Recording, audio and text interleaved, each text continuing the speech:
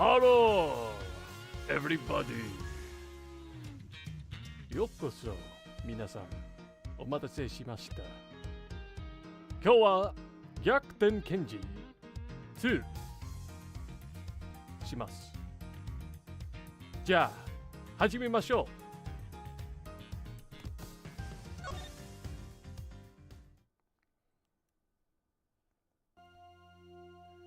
Oh, what a wonderful first sight. What a wonderful way to start the game. God damn it. I hate this character so much.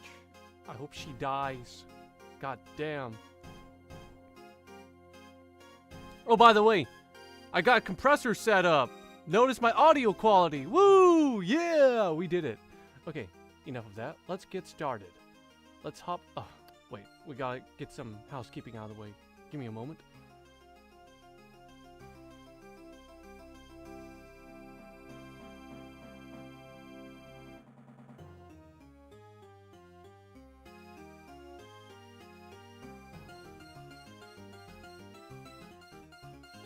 Okay. Anyways, let us... God damn it, YouTube. Fuck off. Ah! Give me a moment. Sorry. YouTube's just not working for me today. Okay, here we go. Finally. We are set up and ready for action. What's up, Lewis? Yes, this is Gavel's theme song. You know, if she wasn't such an annoying ass bitch, yeah. But yeah, the theme song goes hard. For sure. Okay. In the meantime, you can perform the far more important task of going and checking on the victim. Oh! Yeah, good idea! I'll be right back. Does not belong to Gavel. Yeah, it really don't. Excellent. We shall see you shortly then. Mr. Wynn is annoying, but totally harmless. Judge Gavel, on the other hand. Yes, exactly how I feel right now. Now, Miss Bound, perhaps you could explain why traces of ubiquium were found in your teapot? I had no idea there was anything like that in there. Perhaps it's one of the ingredients in the dishwashing soap I use. So you are telling the court that you did not intentionally put ubiquium in the teapot? Yes, exactly. Why would I? Until today, I had no idea that it could even be used to make poison gas. I like that she's nervously dancing. Objection! I like that animation. You're a trained actress, are you not, Miss Bound? I'd have thought you'd be a more convincing liar. What do you mean? You have access to the ultimate cookbook, correct? A book that just happens to contain instructions on how to create the poison gas used in the attack. Meaning it's perfectly possible for you to know exactly how to make it. Oh, that's a new animation. You're very well informed, Mr. Edgeworth. Miss Bound, is what Mr. Edgeworth said true? The book does contain information on how to make the poison gas, yes. But the fact that I have seen it doesn't make me guilty. Can I ask exactly how the gas was triggered? The victim used the blowtorch to heat the lid of one of the display cases, thereby melting the ubiquium. I see. But he locked himself in the room too, didn't he? Surely that and the fact that he triggered it himself. Why would a cookbook have the ingredients to make a poisonous gas? Because it was made by a pharmaceutical company. It's a fake-ass cookbook. It's a sham cookbook. Wouldn't it point to it being a suicide attempt? So she's not willing to admit to anything. Furthermore, where would I have gotten hold of the Infesticide Ultra? Why is she so eloquent all of a sudden? She's saying furthermore. Umbrella Corporation moment. For real. They probably sponsored this. Who knows? Oh, I don't know. Perhaps you stole it. You know, I did bump into Moody Judy a week or so ago. And that very evening, I noticed my Infesticide Ultra had gone missing. Oh, speaking of which, she's an industry plant. That's how she got so far in the contest. Yeah, she's a pharmaceutical industry plant. Yes, she's a plant for this Umbrella Corporation ass company. The plot thickens. Games made by the same company? Yeah, wouldn't be the first tie-in to another franchise, would it? Judy, surely you didn't. Talisha, you carry your bag of pharmaceuticals with you everywhere, don't you? There would have been any number of opportunities for someone other than myself to steal it from you. That's true. I don't have any hard evidence that it was definitely Miss Bound who stole it. Jules, there's clearly something you're not telling us. Why don't you just come clean? We all know you never hurt somebody for no reason, so... Not you, too. You think I'm guilty as well, Mr. Fender?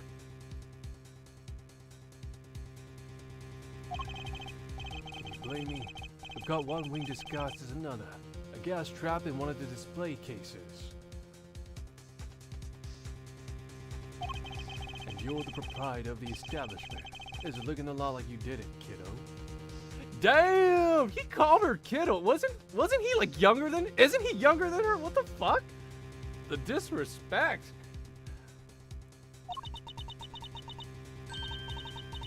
You've got this all wrong. You have to remember, the gallery doesn't have any security cameras, nor any security personnel. Defense attorney, by the way. I know!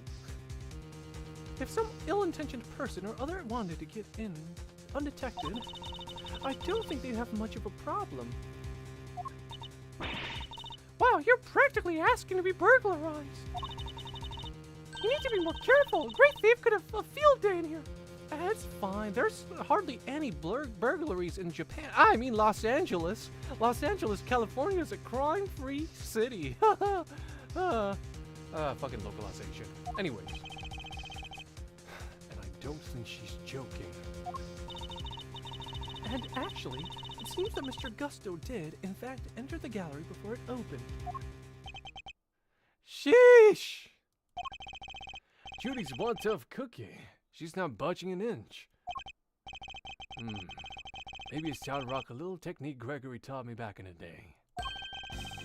And what technique might that be? Oh my gosh, it's his theme song. So hear me out. Everything's connected to what happened 18 years back, yeah? And since we're not getting anywhere by focusing only on the here and now, maybe we ought to approach this from a different angle and look to the past for clues instead. It's time to... what's that? It's time to take you back to the past. To solve this stupid case that sucked ass. A turnabout in thinking. So my father used this method as well. Wow. Bro, what if Gregory Edgeworth was like Phoenix Wright's uncle and we didn't know? Actual uncle. They're cousins. Edgeworth and Wright are cousins. Alright, let's run this through the old Thinkatron. How was Jude involved in what happened back then?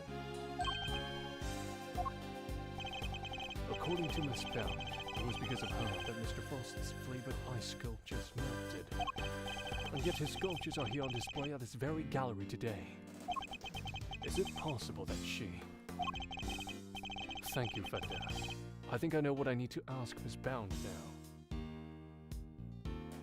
His father was indeed cooking. Don't thank me, thank your pops. Now take it away, Milesy. I'll grab the popcorn.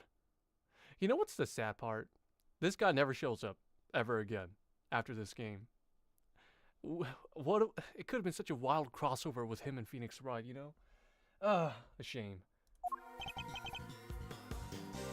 Miss Bound, you said that you were the one who caused Mr. Frost's creations to melt 18 years ago, correct? I'm afraid so. I was young and foolish, and it was a terrible accident. And yet, what you did allowed you to open this exhibit, no? Yeah, for real, they would be a sick duel. What do you mean? Yes, what do you mean, Mr. Edgeworth? If you're going to ask such questions, perhaps a formal testimony from Miss Bound might be best. Yes, perhaps it might. I'd like to know a little more about Zodiac Hall, and about why Miss Bound decided to dedicate this space to Mr. Frost's works. Very well. If you believe it to be relevant as the case, I will allow it. Miss Bound, would you mind? Not at all. I'll do whatever it takes to prove that I'm innocent. Low-key a true duel. Exactly. That's what I'm talking about, brother. Then please, if you could give us some background on Zodiac Hall and the pieces on display here. Yeah, now I think about it, none of the Ace Attorney Investigations characters make it in the newer Ace Attorney games. It's sad. A shame. Wasted potential. It took 18 years, but at long last I was finally able to buy Samson's home back a while ago. But a place like this is expensive to maintain, so I decided to turn it into an art gallery. To that end, I collected as many Paul League pieces as I could from around the world. Because if I'm honest, it's always been something of a dream of mine to open a space dedicated to his work. Thank you for your testimony, Miss Bound. How wonderful it is that you were able to fulfill your dream. Well, Mr. Edgeworth, everything seems entirely above board to me. Judge Cavell, that was simply the witness's preliminary statement. As you surely know, the value of that testimony cannot be evaluated without due cross-examination. And you say you're a judge. What was that? Oh, nothing. You'll find out soon enough. Spoken like a true attorney. Very well. You may do what you must. Hopefully the franchise will get revived. Yeah, especially with Capcom set about focusing more on their... It better! It better! It's been far too long since the last Ace Attorney game. God damn it! And we can't let this wonderful franchise die, alright?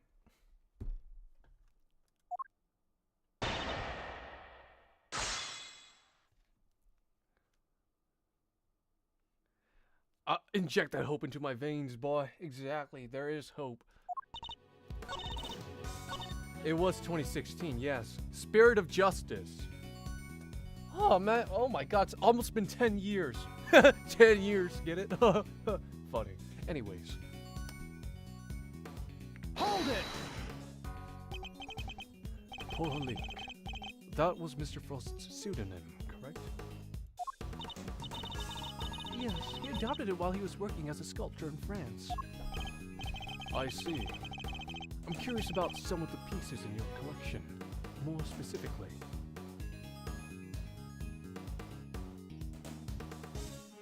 "10 years in the jo- Ha ha!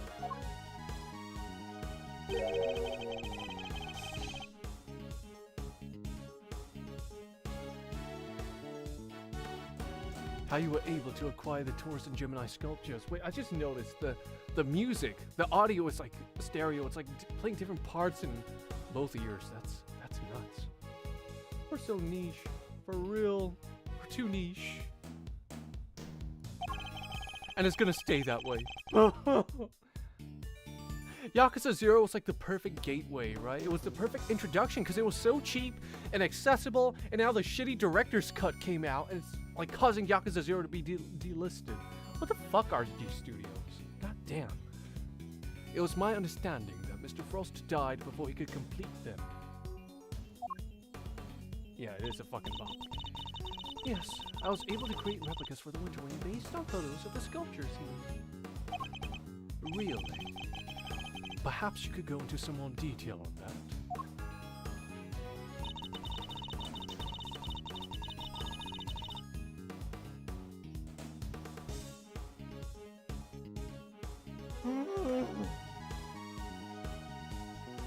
Where is it?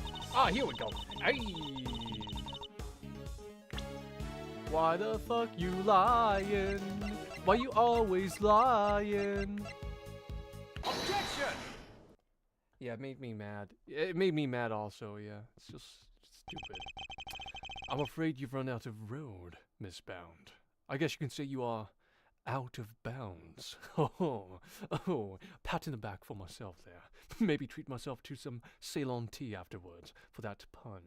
Oh, so clever, Miles. Anyways, you can lie all you like, but you can't deny the results of the tests conducted on the sculpture's remains. And those tests have no room for ambiguity. What you had on display weren't replicas. They were the very statues Mr. Frost carved 18 years ago. Yeah, the retcons are also stupid too. Like, the death has no meaning in the franchise anymore. Like, even Dragon Ball Z, Dragon Ball had more meaningful deaths. Like, this is a fucking joke. Oh, I can probably help explain how they worked it out if you like, dear. It's the sugar, you see. You might think sugar, but the composition is actually very unique. You could probably recreate the statues, but the sweet secret of their chemical makeup, no chance. Thank you, Miss Scout. I didn't even ask, but still. Dances nervously.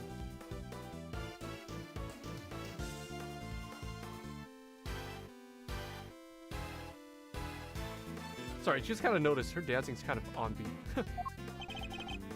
To put it simply, the statues didn't disappear back then because they melted. They disappeared because you spirited them away and kept them hidden for these 18 long years. Get it, spirited away. The Miyazaki. Anyways. Yeah, exactly. Yeah, that's what I was like. That kind of threw me off a bit. Watch Rukia Minabe and no, don't jinx it, Lewis. Oh God. I hate what they did to Rukia. Like, why did they change his face? Ah! What? She kept a pair of flavored ice sculptures around somewhere for all that time? They thought the most out there idea in the world, assuming you had a big enough icebox. Overruled. Quiet, all of you. Miss Bound, have you anything to say in your defense? So you've already learned that much. Should I take that to mean you admit to having hidden the flavor ice sculptures in question? No, I admit to no such thing. You haven't proven that I was the one who took those statues away. And you won't, because it would have been impossible for me to do so in the first place. Yeah, it really isn't it. The new Rukia actor. Also, they changed Kiryu's fit on a whim. Literally because the director's like, I don't like how it looks. Like, fuck off, dude. This guy's power tripping. They changed the face for Rukia, what's the old guy's name? Nakahara. And then don't get me started on the Kagawa shit. That still pisses me off. Man, this studio's just cooked. Not gonna lie. I don't care about I don't care if I get clowned on. I've seen the memes clowning on people criticizing the franchise, but the criticism's valid, okay? It's valid. Inshitification. Anyways, rant over. Yeah, it's not just that. It's like the whole point of Kiryu is his taste is just kind of weird, you know? It's like out there, and that's the whole point. He's rocking it. Now he just looks like generic. How indeed. I don't yet know how exactly you did it. But I'm far from ready to say that it was impossible for you to have stolen them away. You're a very persistent man, aren't you, Mr. Edgeworth? I am indeed. And I won't stop until I get to the truth. I face out, I hold out, I reach out to the truth.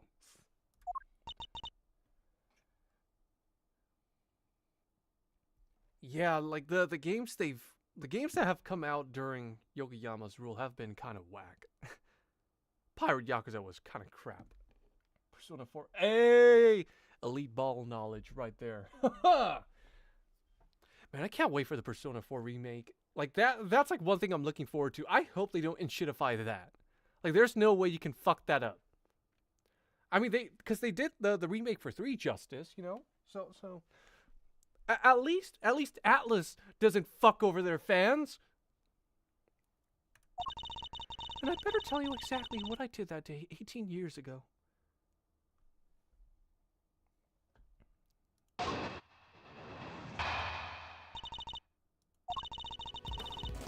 The whole time before judging began, I was waiting upstairs in our living area on standby. Yeah, same. And this time I will make sure to not romance Rise. I regret that. And apparently chat did not like, you guys did not like Rise. And I felt like Yukiko was a better fit for the character anyways, for you. You, not you like the name you, like the guy, the MC. Anyways, fucking rush hour shit. I am you, he is me, and I am you. ADHD. Anyways, I keep saying anyways, I hate it. During the judging, I had to go change the camera's film cartridge for Samson.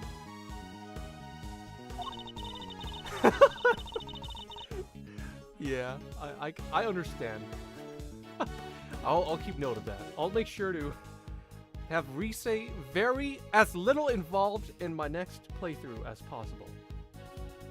Bro, that scene is so fucking hilarious. That is peak. Rush Hour's fucking peak. I'm looking forward to Rush Hour 4. It better be good. But before I could take the camera back to Samson, I discovered Mr. Frost's body. Later, around when your father arrived, I began to make the rounds and serve tea to everybody present. That was when I saw Mr. Gusto entering Mr. Frost's room.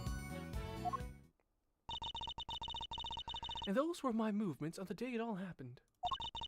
I hardly see how you could take issue with any of that.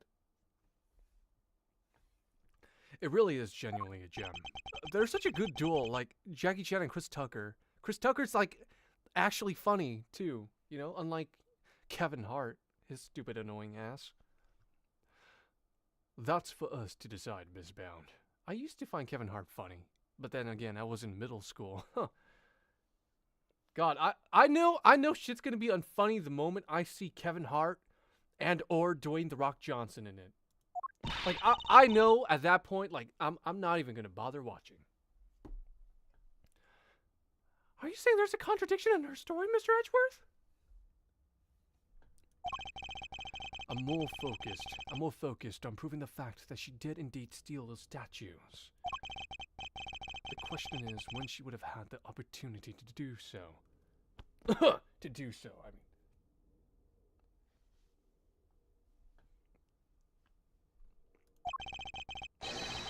If I can pinpoint that, I might be able to prove exactly what she got up to.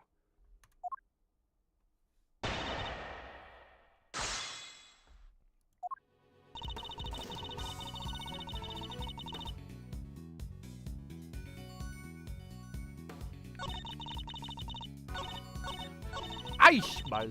There we go. Hold it! Just as you did today. Yes, I went around and offered everybody. I was about to say offed everybody. Anyways. Offered everybody working on the investigation a cup of tea. Present company included. I remember it well. You were here, there, upstairs, downstairs, everywhere with that little cart of yours. Real spitting bars, what the fuck? Fender going on a rap bender. Interesting. And did anything strike you as strange around that time? Oh yeah. Gregory was singing the praises of Judy's tea, and I think he mentioned his salsa was cold. His salsa was cold. Huh, Gregory liked tea, that's right. Like father, like son. Was this the moment when Miss Bound stole the sculptures? This was the moment. Miss Bound, I believe this was when you stole the sculptures. I hate to contradict you, but the fountain room was full of witnesses at that point, Mr. Fender included. You haven't used the salsa in a while, Riddler? Neither have I. But hey, some of us ain't rich. We're not fancy pants, or we're not rich people. Saucer's for the uppity people, or old people. Are you suggesting that I somehow got the sculptures out of Mr. Frost's room, right under everyone's noses? That is precisely what I'm suggesting. Miss Raditz? Miss Raditz? That's fucking wild, bro. Miss Bound stole the ice sculptures, and she did it by hiding them here. She hid it in here. I don't even need to look at the evidence. I can tell, right? It's so obvious. Take that! I still drink tea, though? Yeah, same. Every now and then. My father and Fender had no idea that one of the sculptures was mere inches away from them. Because it wasn't just a tea set you were pushing around, Miss Bound, but a hidden ice sculpture in a glass case. Ah! So, Lewis, who was it that you thought did the murders? Overruled. Surely such a thing would have been impossible. How would the case of that size fit on a serving cart? It would have been spotted immediately. That's because it wasn't a cart. Objection! It was just the whole thing, with a cloth over it. Who said anything about a serving cart? What? I'm not sure I follow, Mr. Edgeworth. What are you suggesting she used instead? I'm suggesting that Miss Bound used this to transport the sculptures. Where is it? It's this. Duh. Take that! On CC's? It's a wagon, lady. The cart that Miss Bound used to move the flavored ice sculptures out of Mr. Frost's room 18 years ago. And it would appear that the very same cart is still here with us in this fountain room.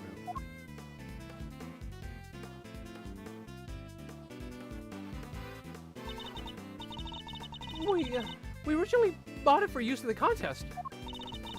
You're saying that Miss Bound loaded Mr. Frost's sculptures onto this cart and carried them off? I am. As you can imagine, all one would need to do is lay a case on its side at a tablecloth. And it looked exactly like a normal serving cart, thus allowing her to move the sculptures around freely. It does go hard. Oh! Mon Dieu! Can it be? Holy moly! Of course! That's why the saucers were so chilly. They were sitting on top of a big block of ice. Jules, how could you? Impressive. Then again, you are Mr. Gregory Edgeworth's son. I should have expected no less. There isn't a scrap of evidence that I stole the sculptures all those years ago now. And yet, I knew that no matter what I said or did, I'd always be under a cloud of suspicion. So you admit it. You admit that you stole them from Mr. Frost's room. I think TF2 for teaching me French. Gentlemen. Yes, I do. I took those sculptures and their glass cases out of that room 18 years ago.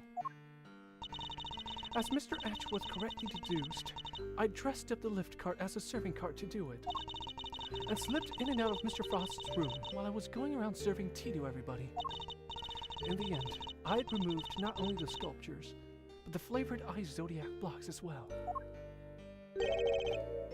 Zodiac blocks. I feel like I've seen them for myself before. There's a huge block of ice on display here. It must be incredibly heavy, though maybe not, what with it being hollow on the inside. Exactly, Lois. If the Winter Wing really is an exact replica of Mr. Frost's room from 18 years ago, then even though my father never saw them because they'd already melted, the Zodiac blocks must have been in the victim's room back then as well. When I had finished moving the 2 ice sculptures and the 2 Zodiac blocks out, I took 2 fresh empty cases to Mr. Frost's room and put them where the original 2 had been. Je déteste Gavel, yes, me too. Only the sculptures had been kept in glass cases, you see, to prevent them from being damaged. The blocks were a little more robust, so they had been displayed as is. As stated in the contest rules, we were responsible for providing all display materials, including cases. Meaning it would have been easy for her to prepare those empty spares she swapped in.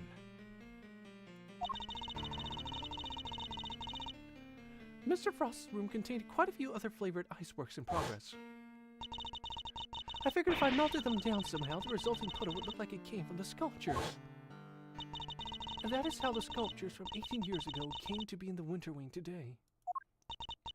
I have to say, Mr. Edgeworth, that's quite the confession. Indeed. I think she offered it so willingly because she knows there's nothing we can do with it. That's all I have to tell you. However, despite everything I've shared, you can't charge me with anything now, can you? What? How'd you figure that? Oh, sacrilege! I would have thought you might know at least this much, given we're at the crime scene. I suggest you memorize the various statutes and limitations outlined in this book. Statues for dummies.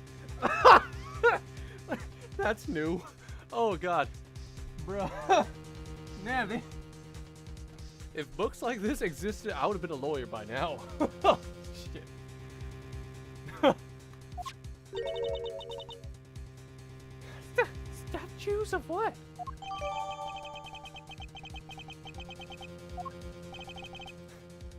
Simply put, Kay, prosecutors only have a certain amount of time within which they can put a suspect on trial for a given crime. Let's take a closer look, shall we?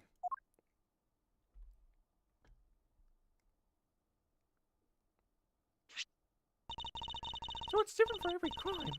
Murder, 15 years. Theft, 7 years. Ah! Yes. Miss Bound stole the ice sculptures 18 years ago. So it's too late to have her arrested for that crime. I don't believe it. Seth, it's a serious matter, especially when it involves the removal of evidence from a crime scene. However, as you yourself just pointed out, Miss Bound can no longer be prosecuted for her crime, rendering your revelation rather pointless, wouldn't you say, Mr. Edgeworth? Objection! I wouldn't be so sure about that.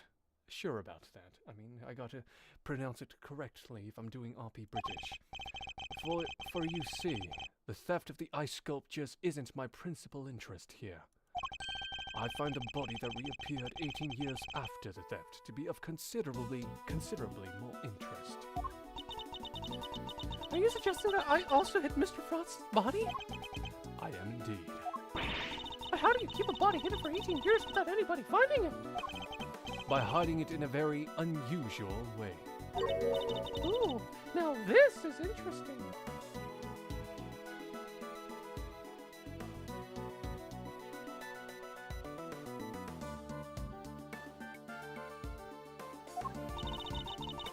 Are you telling me that you know where the body has been for all this time, Mr. Edgeworth?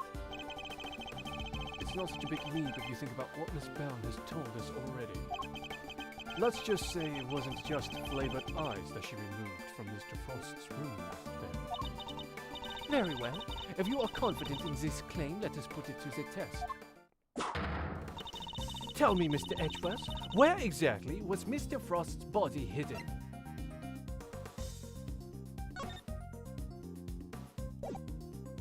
Take that! Take that! A photograph of Mr. Frost's works. Under the victim's body, Your Honor. You will have to forgive me, but I don't see what you mean. Where exactly in this photograph is Mr. Frost's body? The victim's body is hiding right here. It's in The statue. Take that! It's a Gemini sculpture. Yes. It may look like a sculpture at first glance, but it is in fact Mr. Frost's corpse. Surely you can't be serious. I don't see anything in the photograph to support such a violent claim. Objection! That's because a certain piece of evidence was used to hide the body in plain sight. And what piece of evidence might that be? The court demands that you present what was used to conceal the body. It's the missing claw! One of the claws from in the autumn wing. Yes, when it's made to glow in just the right way, it's so visually convincing you might mistake it for ice. Isn't that right, Miss Scone? Well, yes, dear, but you can make it look just about anything, really, even blazing fire. And the right shade of blue would make it look like ice, yes, exactly like it, in fact. Overruled! Okay, shut up. Is it not the case that a certain special device is needed to generate these colors, so? Objection! If you would care to take another look at the photograph of the Winter Wing, Your Honor. You'll notice there is a small box connected to the bottom of the Gemini display case. This is that! One of the very light-emitting devices in question. Detective Gumshoe even confirmed its presence. In fact, this particular device went missing 18 years ago. Back then, it was no doubt firmly connected to the cloth inside the display case. Which means Miss Bound had no choice but to take it with her when she removed the sculpture. So you see, this cloth and the light-emitting device were being used to create the illusion that Mr. Frost's body was in fact a statue carved from ice. No! This can't be! Wait, so you're telling me that when we took that photo of us in a Winter Wing, yes, we were standing right in front of the body? Well, I guess that was a selfie of 3 people. Wow, that's kind of spooky. Oh, shit. But the body and the claws were both recovered from the fountain. Why was they found there if the body was supposed to be in the Winter Wing disguise as a sculpture? Objection! Because there would have been no mystery as to how the body had been hidden if we found it as is.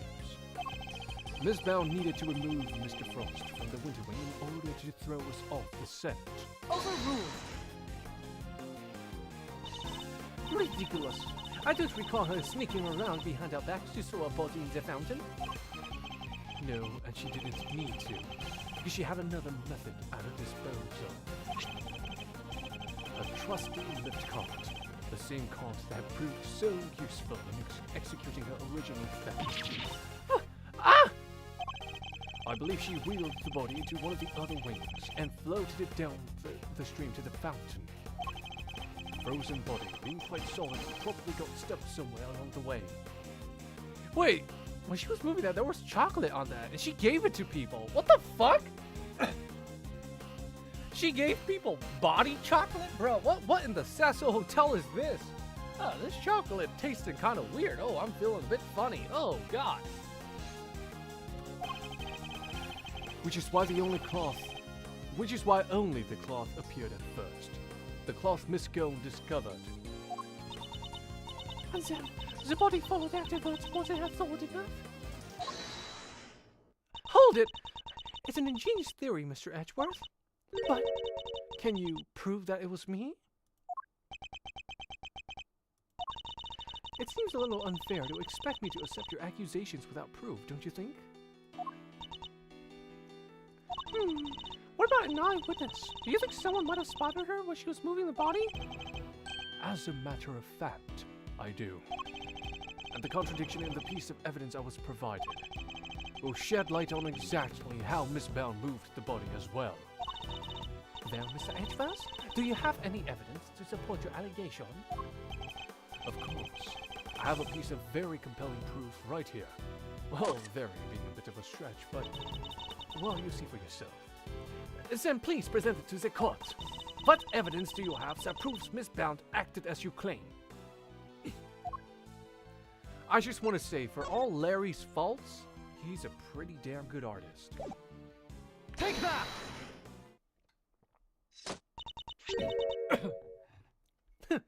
More drawings?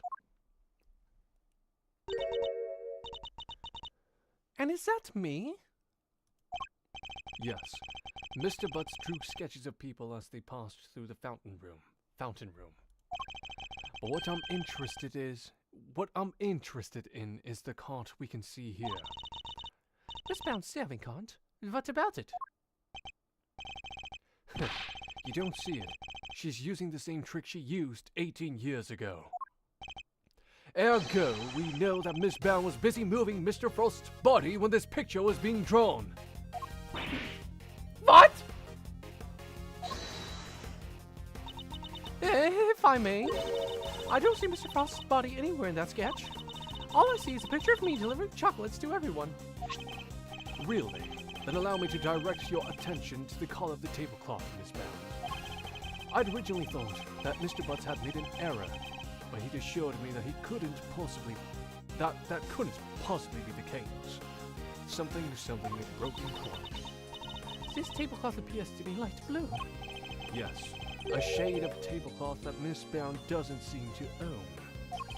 The cloth only appears to be light blue due to the body hiding just underneath. What?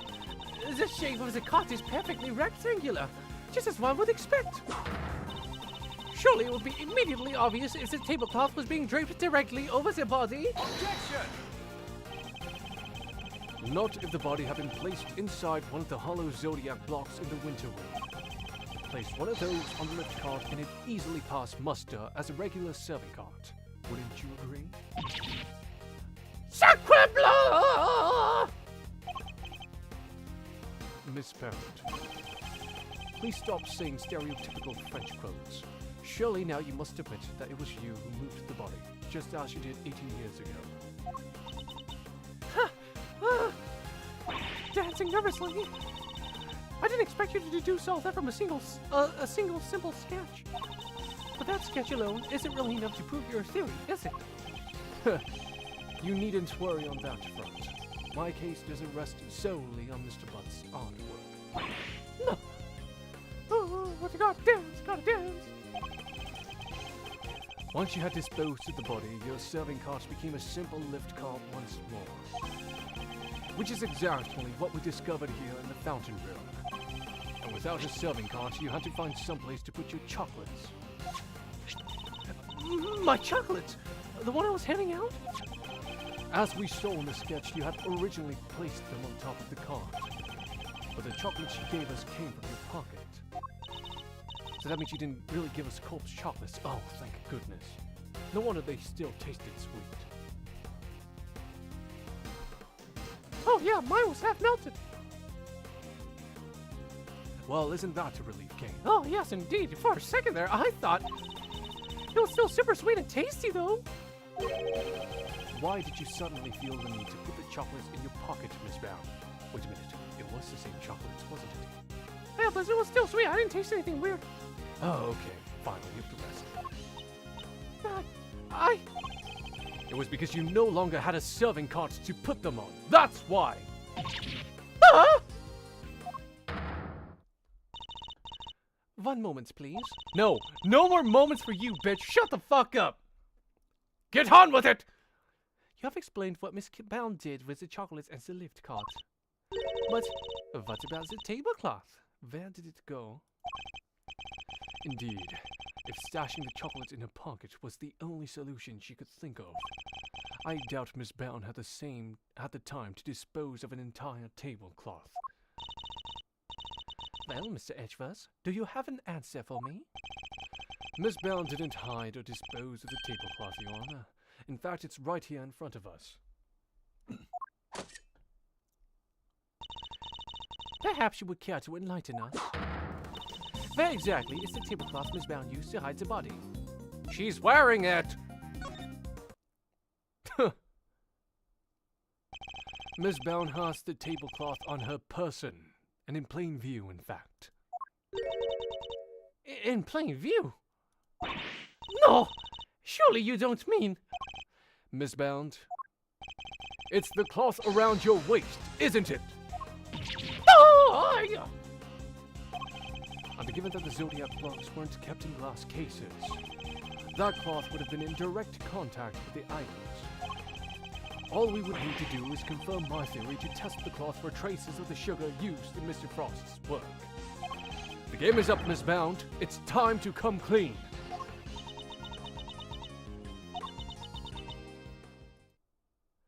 You need to test the tablecloth. Everything you said is true. I stole Delicia's Infesticide Ultra, and I moved Mr. Frost's body. Oh. It was me. It was all me. Delicia, I'm so sorry. Last week I went into your bag and I took it. And then I put it in his pocket, hoping to make it look like he had tried to do himself in. I also made sure to leave no fingerprints but yours, just in case the police suspected foul play. Judy! You... Oh, gosh! But Junes, why? Weren't we supposed to be on the same side? All fighting together to free Samson? We were, but I couldn't afford to get arrested. Not yet. Not until I finally proven that Samson is innocent. So yeah, Lewis, I was just messing with you. She didn't do it. She did something bad, but she wasn't the killer. I always plan to give myself up in the end, I swear. I know it's easy to say that now, but... Why do it this way, though? It's not like you. I'm sorry, Mr. Fender. I've caused you so much trouble. I've been the guilty party all along. Ever since that day 18 years ago. Are you trying to tell us is that the true culprit in the I-7 incident was you? I committed a terrible crime. I took those sculptures, and I stole them for purely selfish reasons. The moment Mr. Frost died, they became more than mere entries in a confectionery contest. They became the final works of Samson's favorite artist. I couldn't allow them to just melt away, not before he came home. And that meant I couldn't let anyone near them, not even the police. So I hid them. I knew it was wrong, but I just had to. I put them in the cold storage room for safekeeping. But what I had actually done was far worse than anything I could have possibly imagined. Because who would have thought that Mr. Frost's body itself was posing as one of the sculptures? So she didn't know about the body when she stole the sculptures. Samson is a kind man, a saint. He could never kill anybody. Never! And yet, because of what I did, the police never found out Mr. Frost's body, and Samson was found guilty!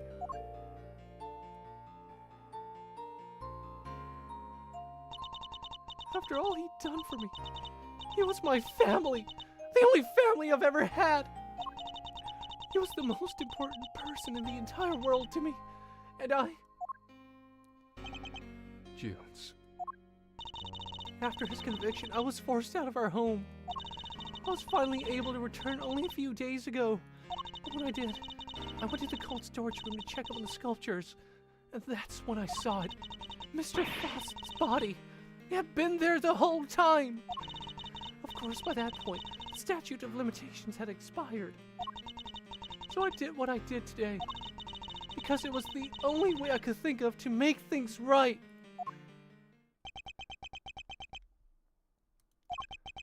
It seems I've misunderstood her intentions. Everything she's done really has all been for Mr. Tangaroa's sake. Hey, what are you thinking about, Mr. Edgeworth? Something that's been puzzling me. Why did Miss Bound use poison gas? Why not a more reliable method? And why disguise the Autumn Wing as the Winter Wing? The only reason I can think of is to confuse someone who was here 18 years ago. Yeah, I wonder what she had in mind.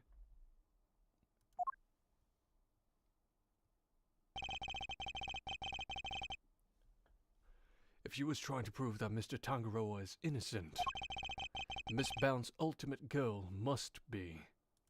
Could she have been trying to discover the identity of the true culprit? Miss Bound, your ultimate aim was to see Mr. Tangaroa cleared of all charges, correct? And to that end, you had to expose the real killer and have the police find the body from 18 years ago.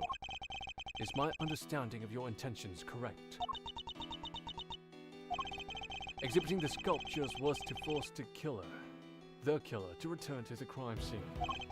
After all, they were the only person apart from you who knew that the body was hidden in the icework. So they would have freaked out thinking the body was about to be discovered and come running, yeah? Exactly. But Miss Bound ran the risk that the killer might successfully cover their tracks this time. In the worst case scenario, they might even have been able to remove Mr. Frost's body from the scene. So how could she lure the true killer into revealing themselves without putting vital evidence at risk? Oh, I see what you're getting at. You're saying that's why the other one was all window winging. I am. You were betting on one thing, Miss Bound, weren't you? That whoever opened the Pisces case you had so carefully disguised as the Gemini case would be the real perpetrator of the IS-7 incident. No. But that would mean the real killer was... So, who we thinking did it, guys? Oh, Lewis, you still there? Remember that time I gaslighted you for a bit there? That was pretty funny, right? I'm so hilarious. Hold up, Clanker detected. I gotta remove this stupid Clanker. Eustace is my god and savior. It says Eustace, winner did it. Eustace, winner? Okay, we got one vote for the winner did it.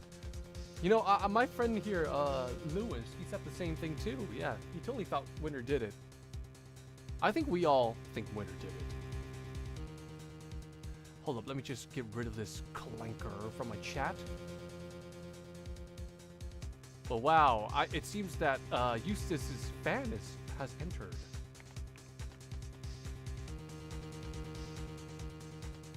Hold up one moment, I forgot to do something else real quick here. Okay, here we go. Okay.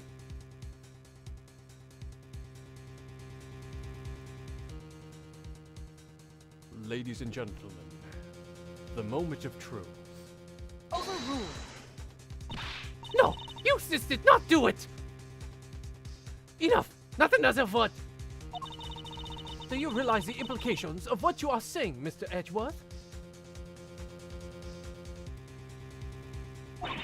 Are you prepared to stand behind the accusation you are clearly about to make? He was bound set a trap for Mr. Frost's killer. Meaning that whoever found themselves caught in that trap is highly likely to be the guilty party. But I lack the evidence to support such an assertion. To accuse someone without any evidence is not to be done lightly, so he was the winning one and he killed a winning victim or something, huh? Eustace winner. I am the winning one because I killed a loser. That's right. He died because he was a loser.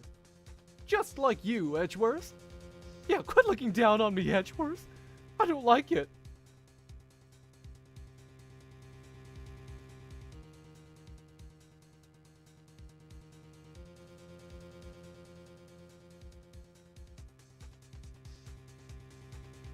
Anyways, let's get to the point.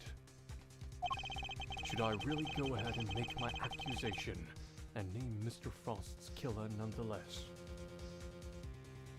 The winner was the killer. Yes, let's do it. We got nothing to lose. We ball. Let's do this! My ultimate goal is to see the truth exposed. And to do that, I need to seize the moment. Yes, Judge Gavel, I am prepared to stand behind my accusation. I know exactly who is to blame for the IS-7 incident.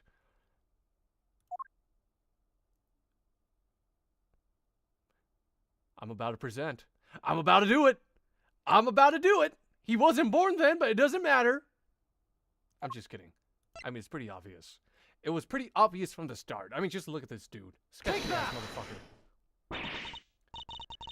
Mr. Gusto, the victim of the poison gas attack is the perpetrator behind the IS-7 incident. Gusty! Mr. Gusto. People keep calling me Eustace Winner because I'm his only fan and I appear to cheer for him in streams. Wow, you appeared at the right time. Wow. You're doing your part.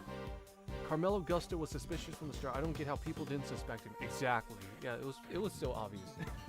And yeah, some folks in the chat knew like right away when they saw him it was Gusto. It's like that one ProZD skit, you know? Like, oh, this world is imperfect. My machinations lay undetected. Mr. Gusto. Miss Bound.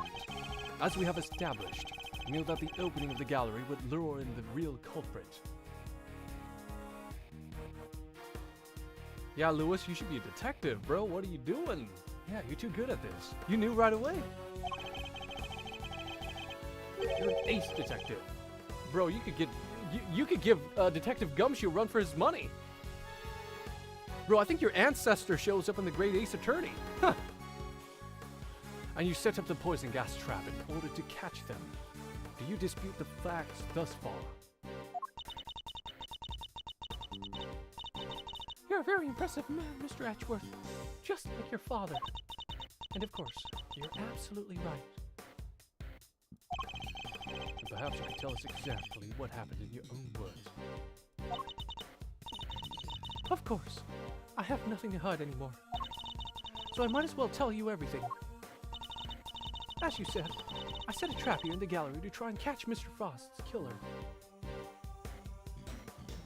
Is his name Herlock Sholmes? Yeah. I feel like that's your last name, Louis Sholmes. That's your ancestor right there, Louis Sholmes. Detective Gumshoe barely has any money. True.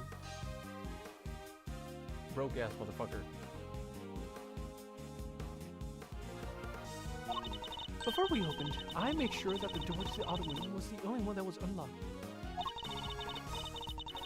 When the opening time came, I went around to unlock the doors of the various rooms, and found that the auto wing had been locked from the inside. The killer is on the other side of the door.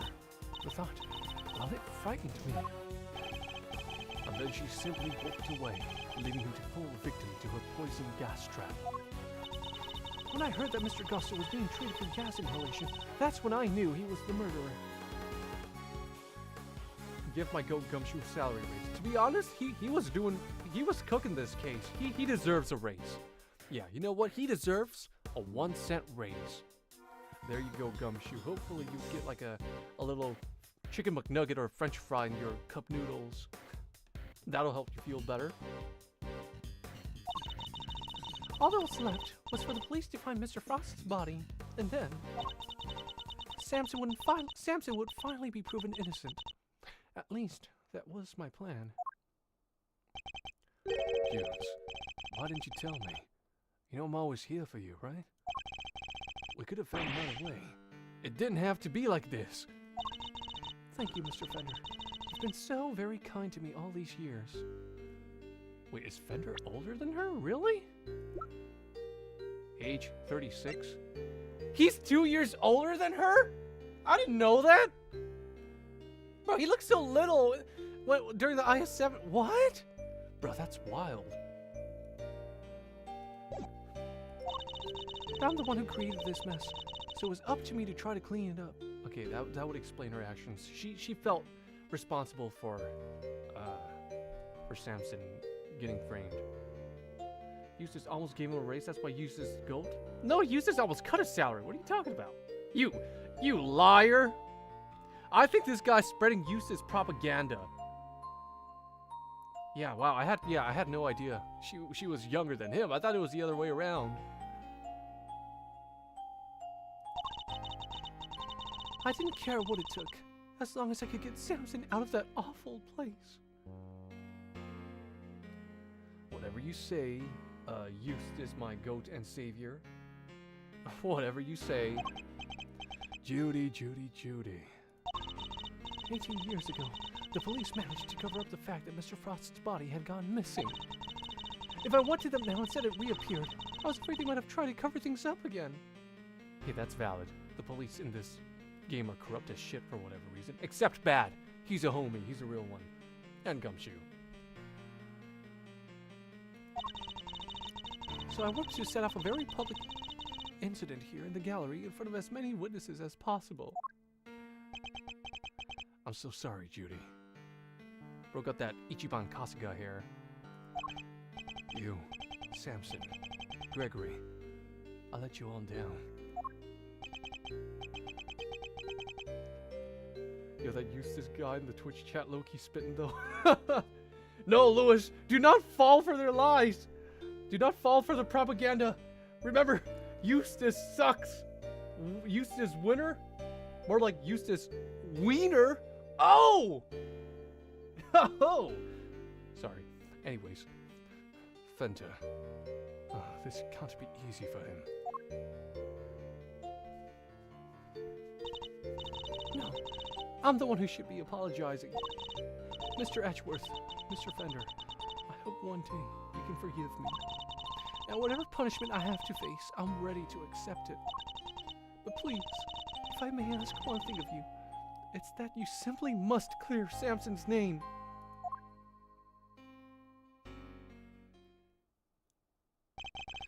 The way the truth of these past 18 years had come to light was unexpected, to say the least. And yet, it had only set us down a path towards an even more shocking end. To be continued. Don't call that is his dead name? No, that's his real name.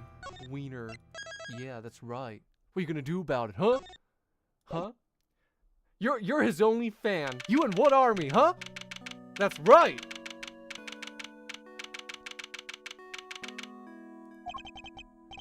Miss Bound, are you feeling a little calmer now? Yes. Good. Then allow me to get to the point. Regardless of your intentions, you broke the law. I will cry about it rather proud. Oh, okay. Oh, okay. I didn't expect that. That awkward. Yes, I understand. Don't worry, I'll join you later. I know what it feels like to be a loser too.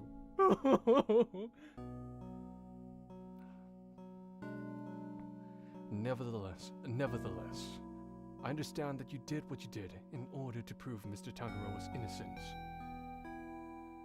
That is true. Whatever you do proud, right? The winning mindset is exactly that. At least he has the attitude to go about it. Get it? Attitude. Aptitude, attitude. Same difference. Therefore, if the real culprit really is someone else, then we have the duty to reinvestigate the case. Overruled. Don't fucking overrule me, bitch. We are reinvestigating the damn case. I don't care what you say, bitch. There's nothing to suggest that anything nefarious took place in the official I-7 incident records. Bitch, were you not here for the entire discussion we had? Are you deaf, lady? And right now, there's nothing to suggest that we should take Miss Bound at the word either. Oh my god, I love Verity, but sometimes she makes me mad. You know what? You know what? You're not too bad. I like you. Yeah, you know what's up. Yeah, you get it. You get it. So our first order of business should be to arrest the culprit as the case before us, Miss Bound herself. That's what we're doing already. Get on with it. Cavell is such a rage baiter. Yeah, she has that fucking rage baiting ass smile. Official records cannot always be trusted, Judge Cavell, especially since there are those prosecutors who think nothing of twisting the facts. Overruled. Are you suggesting that the committee at the time overlooked just such a prosecutor? That is exactly what I'm suggesting. I should know. He was my mentor. That's for you and your people to figure out. However, it is a fact that the autopsy report was faked.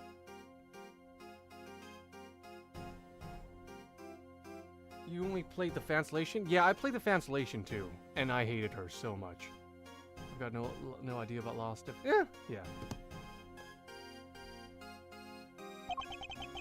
seeing as Mr. Frost's body was only found just now. Manfred King von Car— No way you just called him King, brother. Oh, no way. Oh!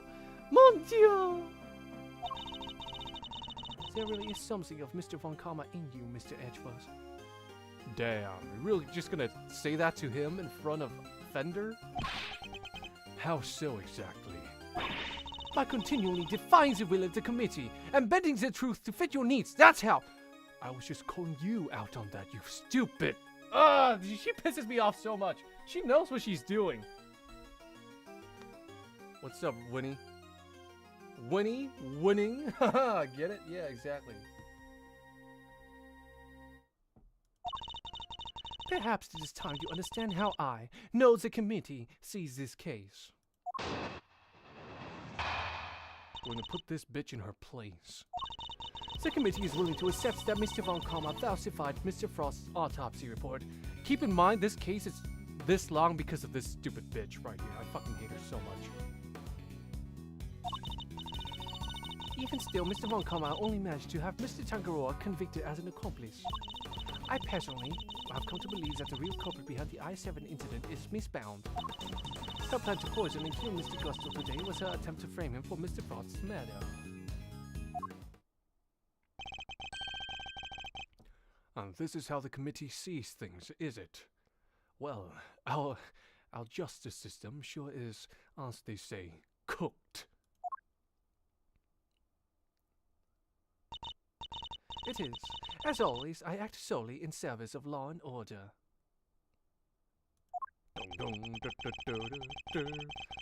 It sounds to me like all she's doing is acting in service of the committee and covering up the truth. And if I can't change her mind, there will be no saving Mr. Tangaroa or Ms. Bound. But she pisses me off so much. Look at that stupid rage-baiting smile. Fucking hypocrite-ass bitch. God damn.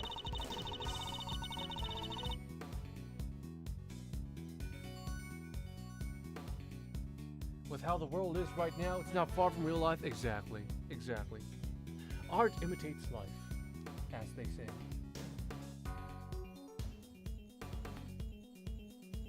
I'm just gonna speedrun this part. I am so sick of hearing her stupid— Hold it! Wait a minute, but I'm doing the voice for her. Whoops! Objection!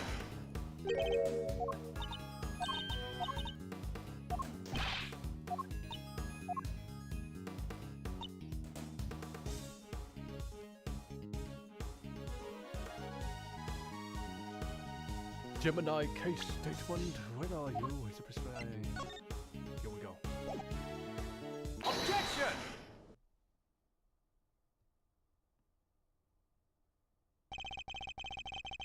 I'm afraid there's still one question concerning the IS-7 incident that remains unanswered, Your Honor. Would you mind taking a look at this? What is it? There are test results carried out on the liquid at the bottom of the Gemini case in the Winter Wing. As you can see, traces of blood were detected. The question is, whose? Until that question is answered, I hardly think you can claim to have all the evidence. There was blood in the Gemini case. Why did I not hear about this from Eustace? Gee, I wonder why. It's almost like Eustace is useless. Oh!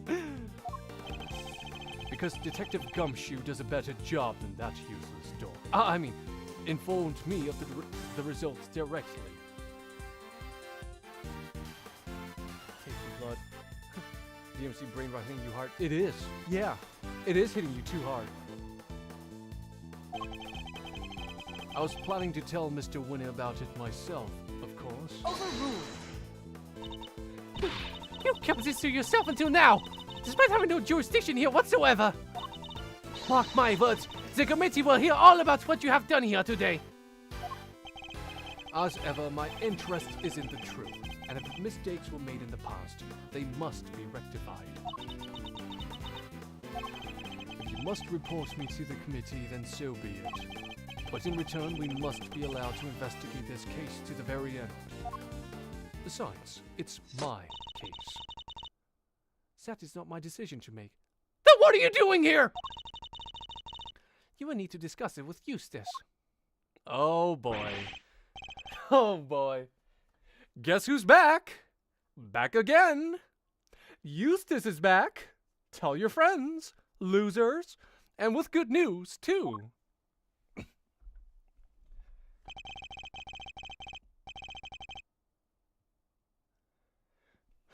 It was a close call for a minute there, but Carmelo Gusto is alive.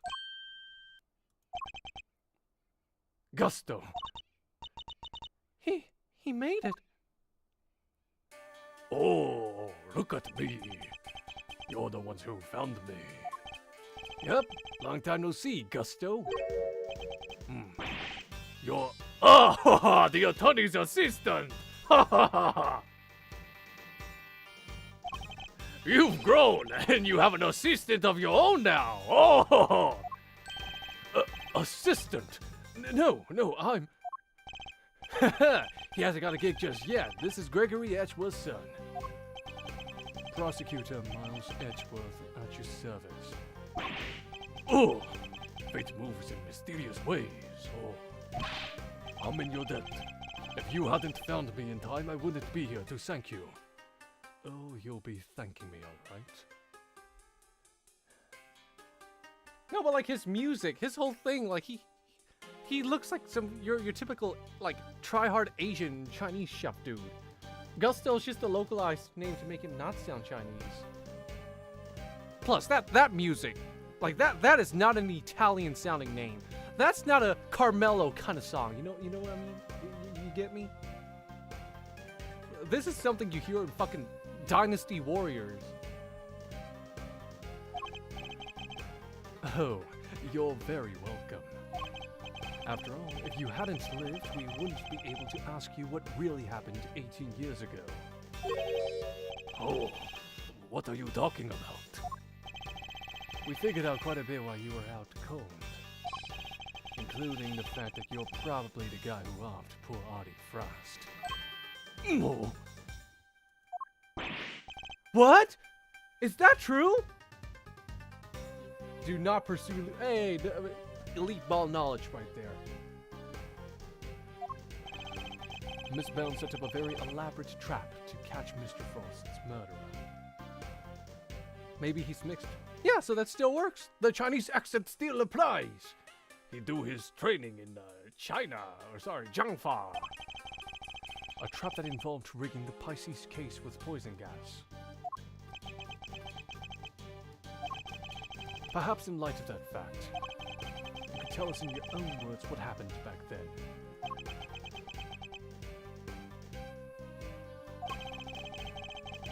Or perhaps you'd rather exercise your right to remain silent.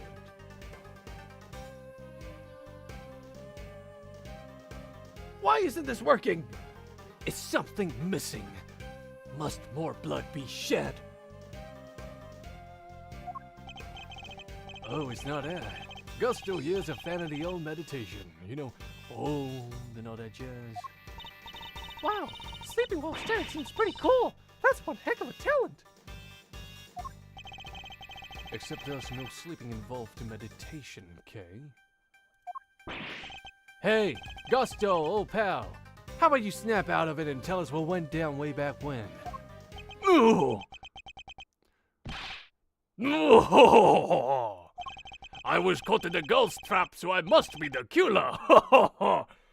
Is this your idea of a joke? I'm the victim here. Indeed you are, Mr. Gusto, and there is no evidence that you have done anything wrong yet. Mr. Edgeworth and Mr. Fender are merely speculating. Rest assured that they have no authority here, and that you may pay them no heed. Oh, at least somebody here seems to be on my side. Judge Vertigo there, it's a pleasure, Mr. Gusto. I will assist you in any way you may require. Perhaps you could begin by explaining what actually happened 18 years ago to Mr. Edgeworth. Oh, fine. You want me to prove I'm innocent, Mr. Prosecutor? I'll be happy to. Objection! So this is how you mean to play it, Judge Gavel. You're hoping Mr. Gusto will help you to hide what happened instead of trying to correct the record. Guys, can we slime this judge for being annoying? For real! For real! Yes! Someone get this bitch out of my game! I believe only in the infallible judgment. Infallible what? Infallible what? Of the goddess of justice. Well, you certainly lost yours, Gavel. Get it? You lost judgment. Bring back the old judge, please. Yes, that judge was the GOAT.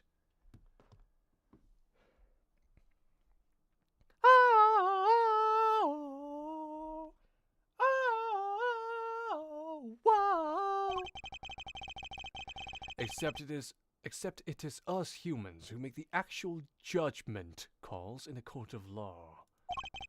And so long as there are those who would use the law to their advantage, our rulings are fallible indeed. If you would use your position to further obscure the truth, then neither she nor I will forgive you. We shall see about that. What do you advise, Judge Gavel? It would seem that you are under suspicion because it was you who triggered the poison gas. Specifically by opening the Pisces case's lid. Would you be so kind as to share why with us? Bobby. Understood. I came to see Frost's sculptures. Simple as that. I made a mistake with the opening times and arrived a half hour early. Oh. Misbound. Was there no one at the reception desk around that time? I left the main entrance unguarded and unlocked, just in case the killer made an appearance. Isn't she a judge? Why is she letting her feelings affect her judgment? Yeah, some judge she is, right? What kind of judge is she? She judge, but she acting like some shady defense attorney. She's in the wrong profession. Who taught her this shit? Saul Goodman?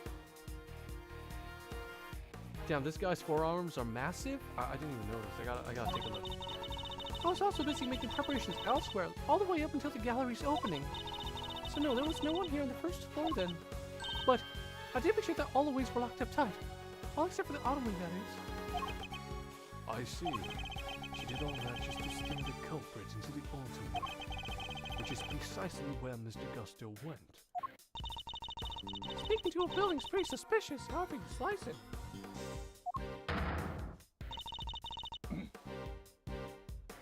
Silence in the courtroom. I will permit no objections or interventions unless there are some evidence that the witness is lying. That's not how the court works, and this isn't a courtroom, you dumb bitch. The courtroom? See, she's saying, yeah. You know this is an art gallery, right? Mr. Gusto, if you could please continue by explaining why you opened the Pisces case. Okay, yeah, I can kind of see, yeah, those forearms are kind of big. I guess that's what happens when you pump those things all day, like 24/7. You get fucking Luke from Street Fighter forearms. Oh, I wanted to see Frost's work up close. So I went up to the Gemini. Sorry, yes, it was supposed to be the Pisces statue. And I saw that the lid was frozen on tight. So I grabbed the blowtorch from nearby and tried to open it. When I finally got it open, gas came pouring out. Fascinating. His is the sort of flawless testimony attorneys can only dream of. Yeah, everything sounds like a lie, kind. I am none too satisfied with Mr. Gusto's explanation myself. Alas, there's no evidence to refute it. Come on, there must be something! It's Mal's story you should be questioning, not mine! I'm not the one who set up the gas trap!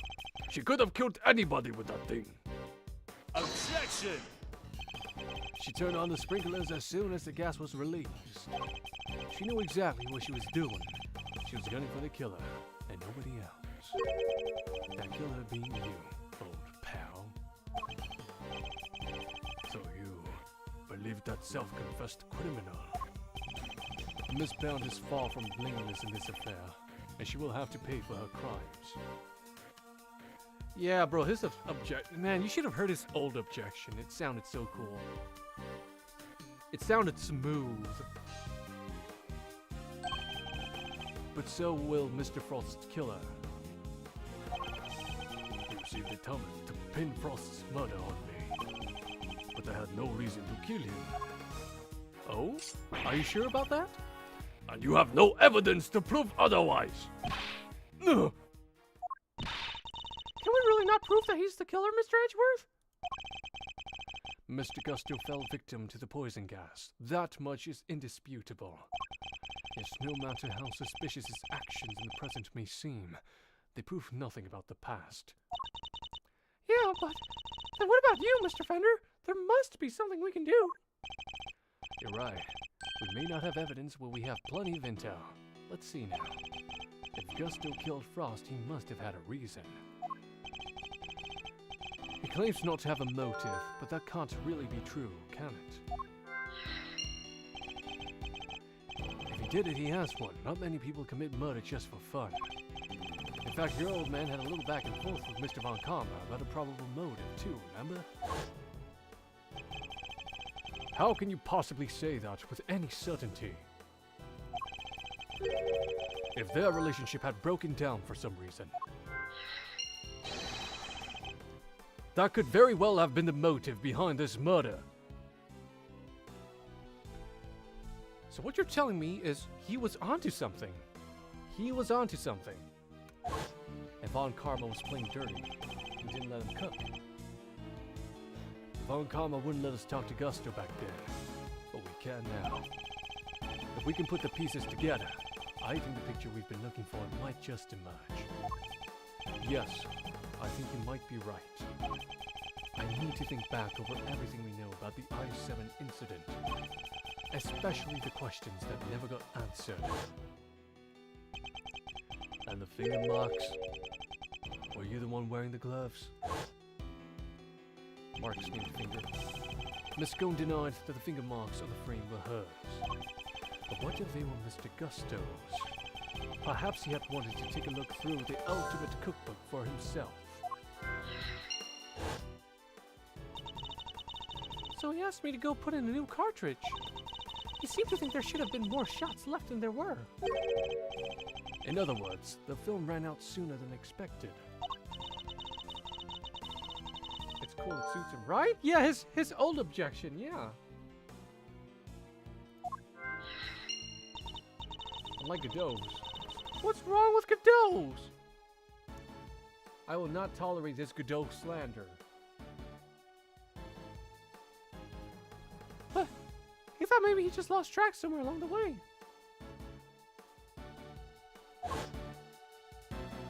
Okay, and now that you mention it, he does kind of sound like Kratos, but hey, dude drinks a lot of coffee, alright? What hot coffee does to a mofo. And his vocal cords, I don't know. Look, most people, they hear deep voice, neuron activates. That's just how it is for guys. My father noticed these things for a reason. I just need to piece them together correctly. In the absence of evidence, it's the only way to the truth. Alright, it's logic time. Serious logic time.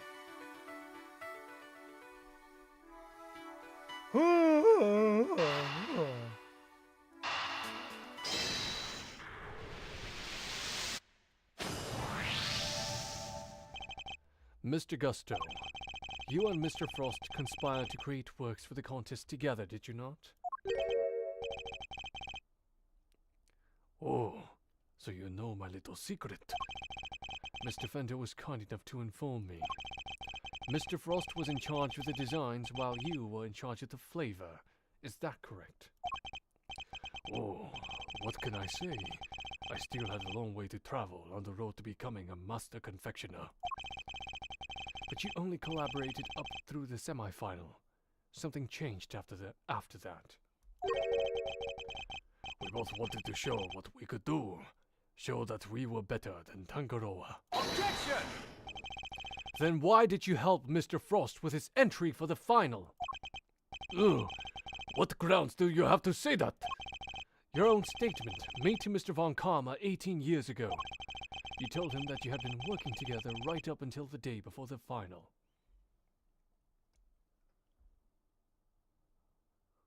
Oh, Von Karma? Yeah, then it makes sense for Von Karma to have a fucking Kratos-ass objection. Because aura, you know? He's the final boss of the first Ace Attorney game. And then Damon Gant was the secret boss. Mr. Frost's entry was carved entirely from blocks of flavored ice. Ice which would have needed at least a day to freeze. And whose flavors would therefore have already been prepared by Mr. Gusto. Yes, which lines up perfectly with what Gusto told me, that he helped Frost until the day before the final. In that case, why didn't Mr. Frost reciprocate and help Mr. Gusto in return? Objection! I can hardly be expected to read the minds of the dead. So why didn't Mr. Frost help you in return, hmm? Oh. I submit that your relationship broke down for some reason. And that...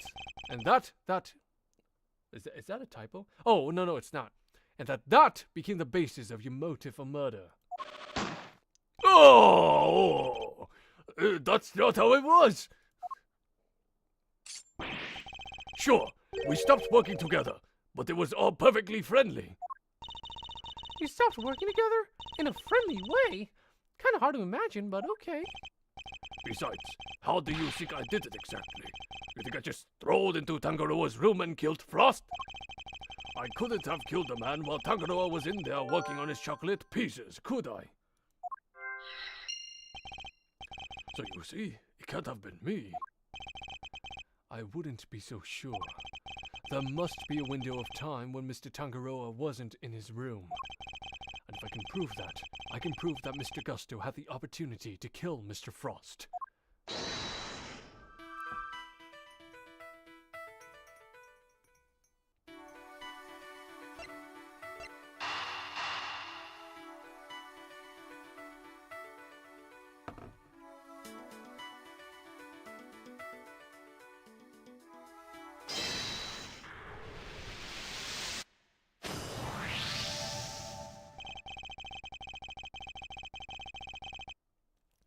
Photographing the cookbook's contents would be the perfect way to steal its secrets undetected.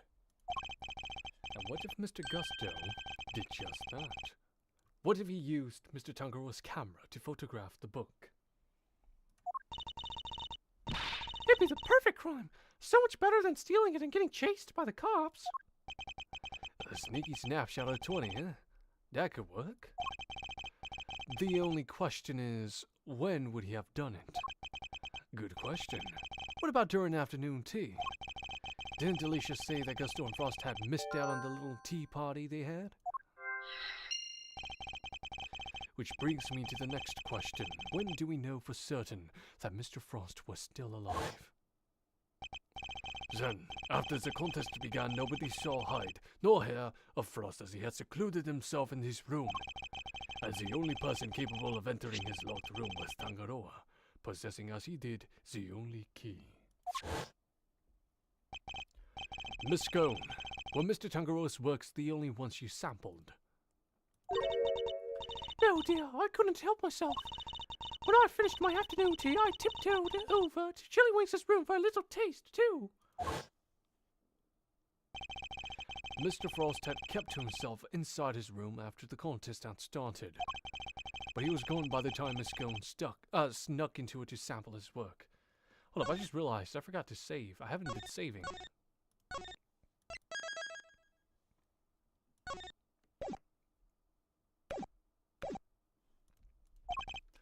Meaning there's a good chance he was murdered before the end of afternoon tea.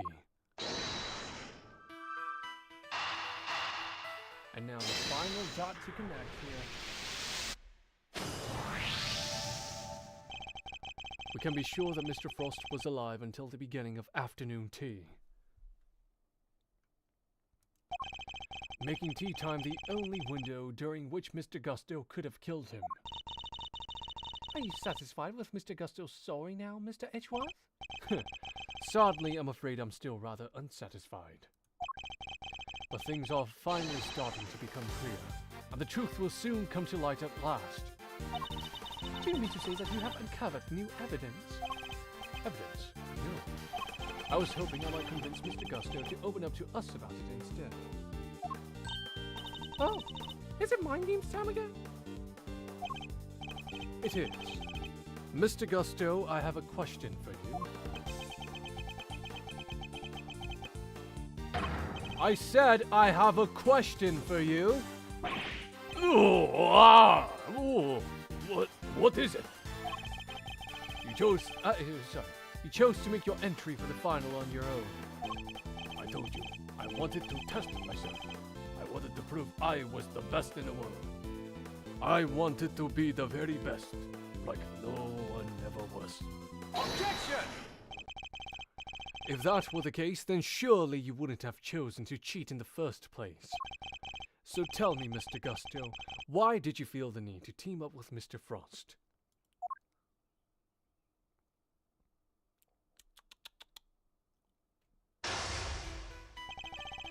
Oh! 18 years ago, Mr. Gusto and Mr. Frost collaborated in the confectionery contest. But why did they work together? And why did they enter the contest in the first place? That's the information I need to get out of my opponent somehow.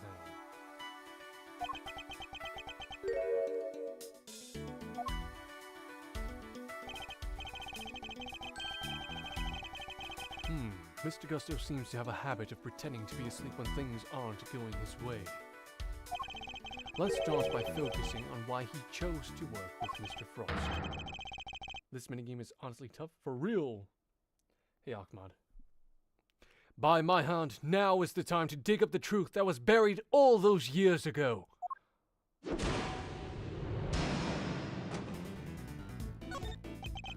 Mr. Gusto, what's inspired you to collaborate with Mr. Frost? We weren't witnesses before, we were contestants. He was interested in entering the contest, so we decided to sign up together.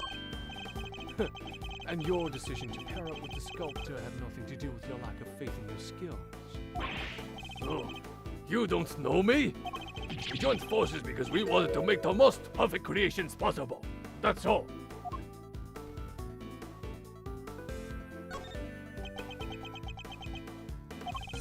Frost's son and mine were in the same grade at school, so we got along pretty well too. Oh, so we're just two friends who happened to try for the title of world's greatest confectioner.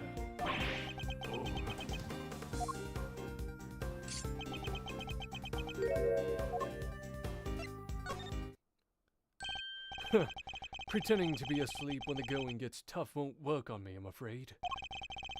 Mr. Frost was a sculptor, Mr. Gusto.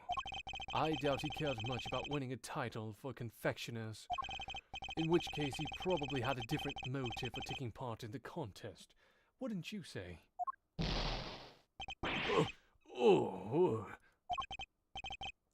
Fine, it was me. I wanted that title. Frost was only in it for the prize. The ultimate cookbook.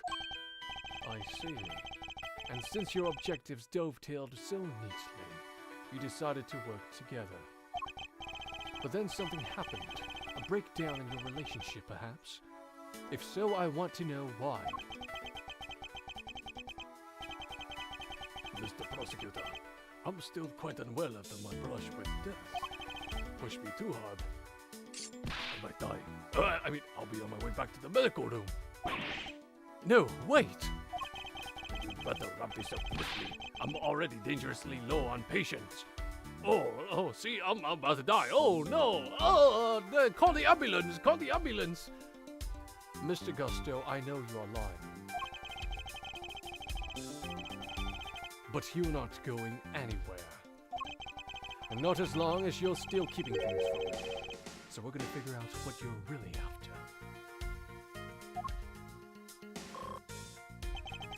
There's no time to lose. I need to pick the right line of questioning, and fast. You two had your eyes on something other than the title, didn't you? After all, I'm not sure the title of World's Greatest Confectioner even counts for that much. No! Now you insulting the way of the confectioner! My goal, my only goal, was to win that title. I didn't care about anything else. You have no idea how much you would have meant to me! Face it, you went, oh damn, bro. Look, my sense of design may not have been up to snuff back then, but you should see me now. Oh, so you've improved. You bet I have! I didn't do all that training in Jiangfa for nothing! I believe it when I see you. Show me. I looked up to Tangaroa, you know. Spent hours poring over the designs of his work. He even used to watch a show with my son! Ha ha ha ha! Sounds to me like Mr. Tangaroa's work was especially influential in your early studies. Yeah, they kind of are. They're really savage. Those are his intrusive thoughts right there. And with his recipe book, he might have even become the best someday. Oh, maybe. The book was a real treasure, no doubt about that. The confectioner would have wanted it.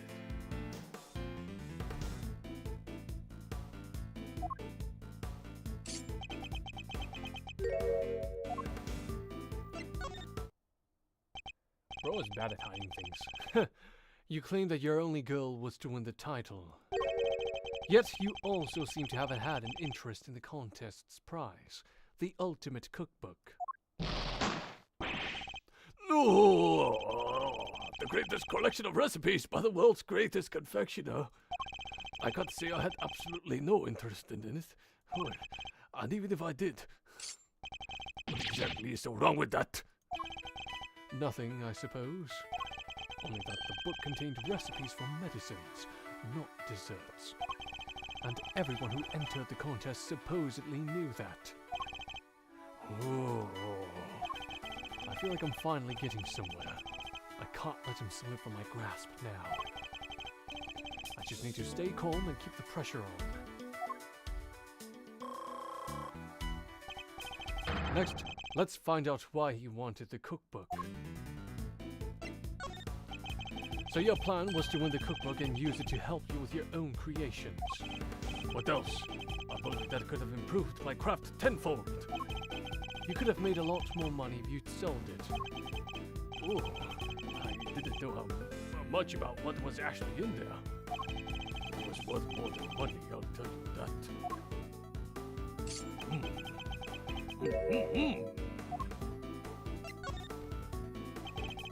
Come now, Mr. Gusto. I think you know more about the Ultimate Cookbook than you claim.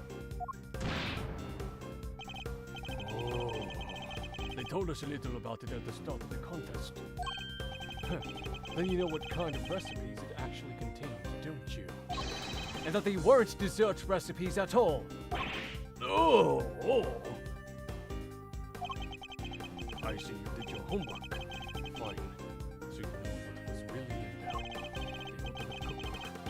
The Angel's Cookbook, to give its proper title. It's a collection of chemical formulas, a way to synthesize new medicines nobody had ever heard of. So he did know that the cookbook actually contained recipes for medicines. This could be an important clue. Did you know how valuable the cookbook really was? What kind of question is that? It was a collection of Tangaroa's recipes. There wasn't a confectioner in the world who wouldn't want to get their hands on it. Time to deploy my clue. Your designs may have improved thanks to your training in Jiangfa, but you clearly didn't do enough work on your skills of deception. You've already admitted that you knew the Ultimate Cookbook was a collection of recipes for medicines. Oh! Thereby making your interest not gastronomical, but pharmaceutical in nature.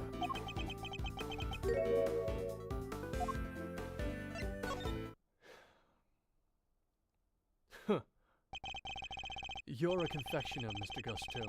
You had no professional interest in revolutionary new medicines, which suggests that your interest must have been personal.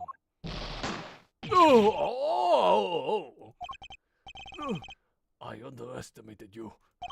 Fine, you're right. Winning the title wasn't the only reason I entered the contest. I needed one of the recipes in that book. It was for my son. He was sick. He was. Tell me more. That's none of your business. I've told you as much as you need to know. He looks rattled, but I can't let him off the hook. Let's find out what this mystery illness was. The year's about to end. Oh, don't remind me, Cece.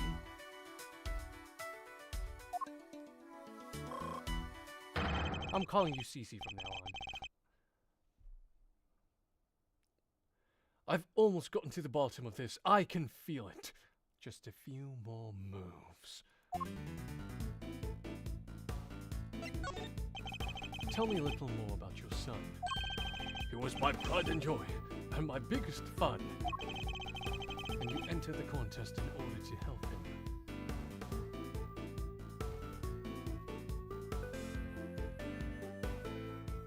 This year's gone too quick. Ah, tell me about it.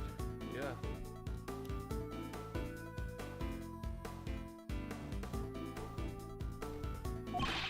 You clearly don't have children of your own. Any father would have done the same. I would have done anything to help him. Anything!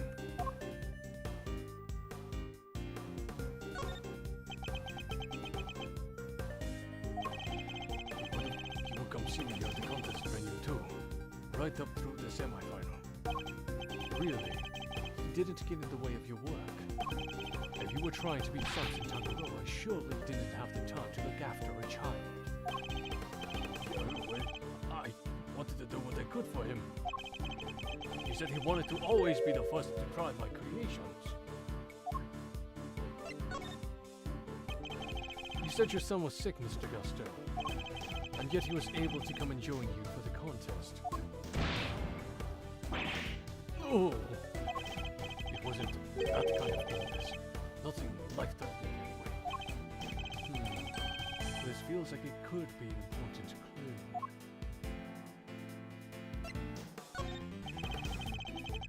So you needed the cookbook to cure your son?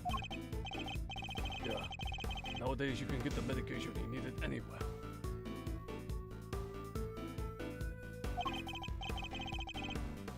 But back then, that book was our only hope.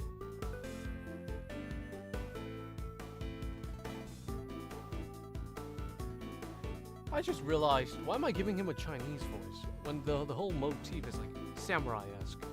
Or does it really matter? I don't think it matters. Anyways, his beard looks Chinese. Okay, never mind. Yeah.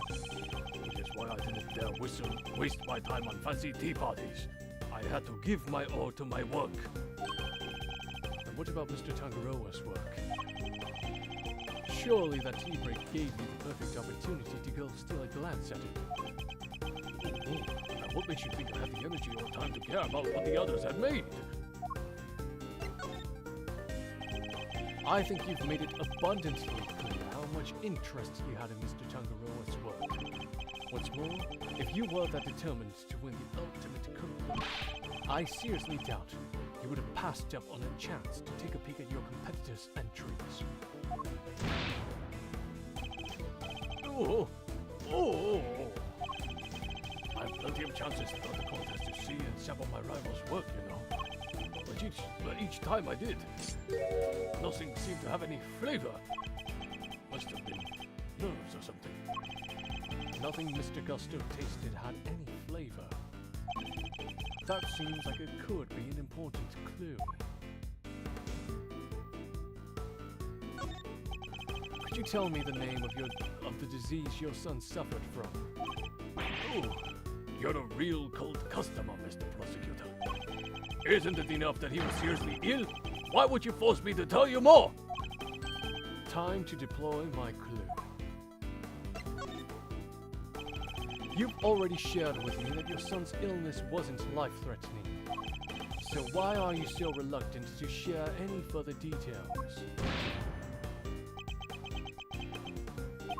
It may not have been life-threatening, but it doesn't mean it hadn't been life-altering. I see. It must have been very hard on both of you. Of course it was. That's why I did everything I could to find a cure. We were desperate. We couldn't taste anything. Not even his favorite desserts. Oh. Was he overweight?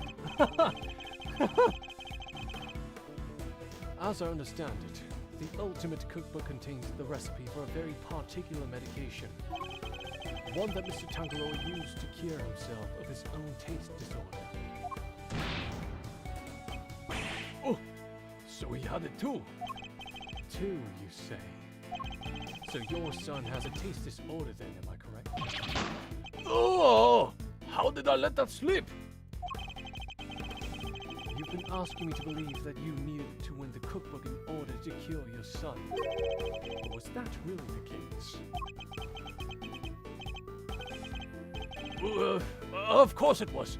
What are you saying?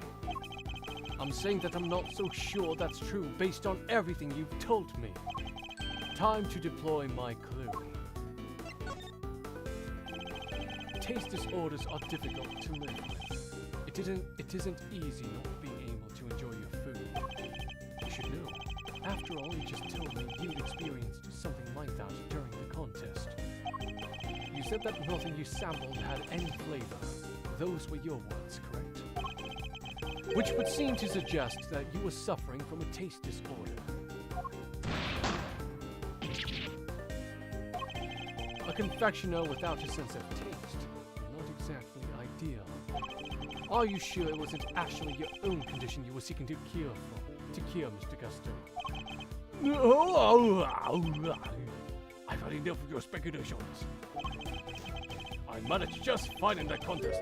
Read all my own entries, no problems.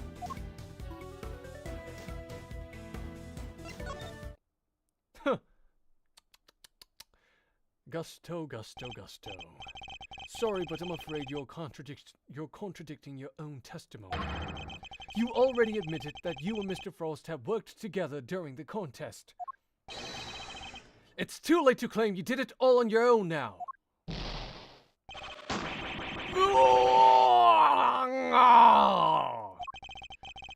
You would have us believe that you are a man of principle, a dedicated student of the confectioner's art. Yet you abandoned those principles and conspired with Mr. Frost to rig the contest. All so you could cure your own taste disorder. You got me, Mr. Prosecutor. As you said, my sense of taste was shot. My son's was fine. I'd kept it hidden for so long. 18 years and nobody knew. So he has no sense of taste, and he has no sense of design. What the fuck is he doing here? Bro had no chance. Sadly, you can lie to others, but you can't lie to me. Not gonna lie, that was kind of a raw line by Edgeworth. Both Mr. Gusto and Mr. Frost entered the contest hoping to obtain the ultimate cookbook for the medicine that would cure Mr. Gusto's disorder, and the money would bring in for Mr. Frost. Thus, an uneasy alliance was forged. And that, I believe, is checkmate.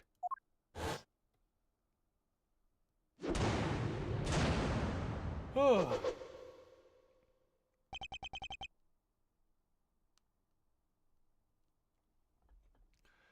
Oh. I'll admit it. You're good. You're pretty good. I never told anybody any of this, but you figured it all out anyway. It's true. 18 years ago, I developed agousia. How do you pronounce that?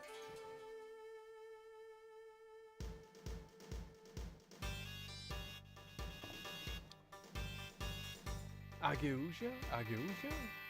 Aguija? Laquisha? How do you pronounce that?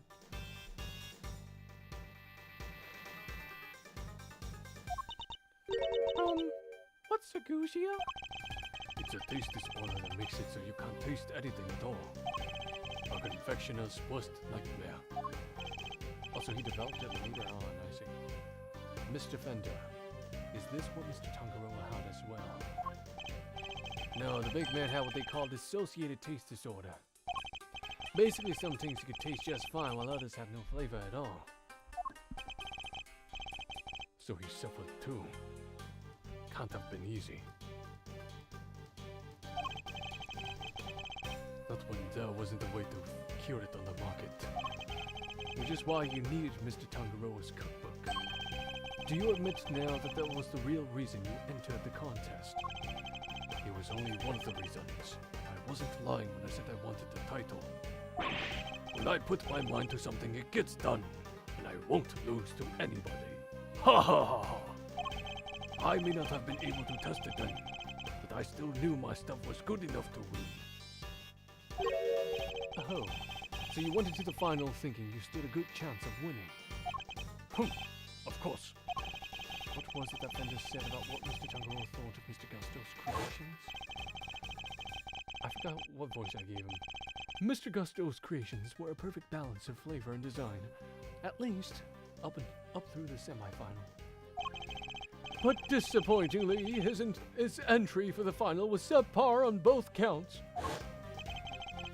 We were told that your entry for the final was far from the prize-winning taste sensation you describe. Ugh! Ouch. What happened, Mr. Gusto? What went wrong that day? Fine. You want me to talk, I'll talk. But you're not going to like what I have to say.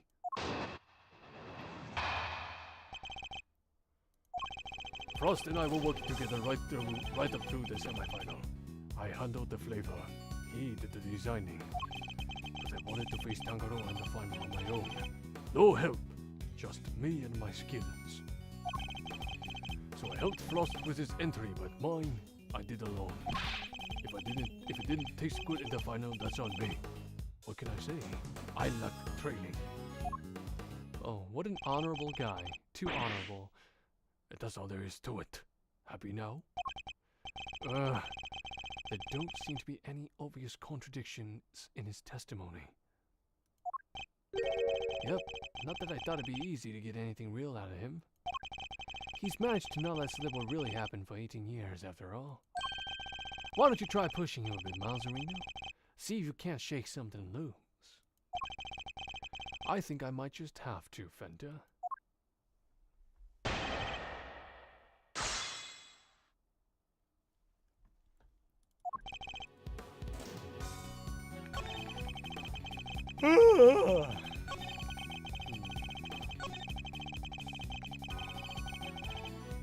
Hold it!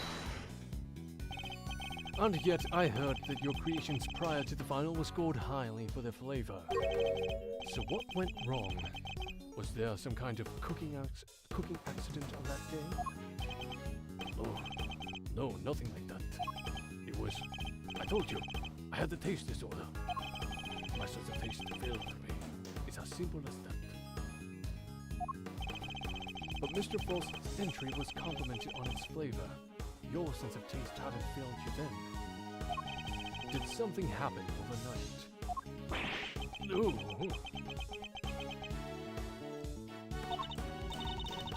I don't think he's gonna spill any more beans, Mr. Edgeworth. Then perhaps I should ask him about something else.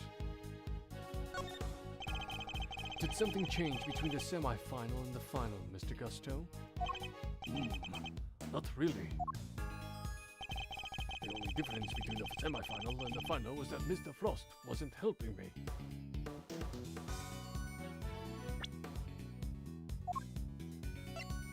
Objection!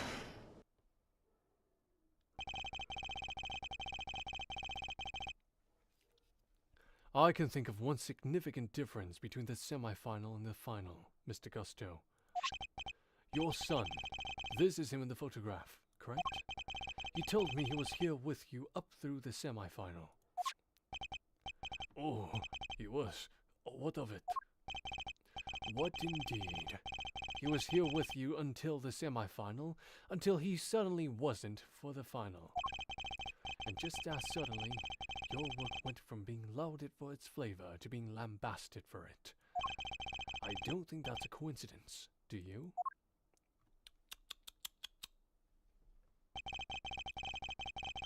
He wasn't just spending quality time with his father.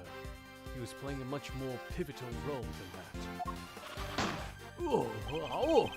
I just wanted him to see me hard at work, to show him I was trying my best for us. Who knows? Maybe it was him being here that helped me do so well in those early rounds. Guitar's a good game, but nothing about this guy seems super dad to me.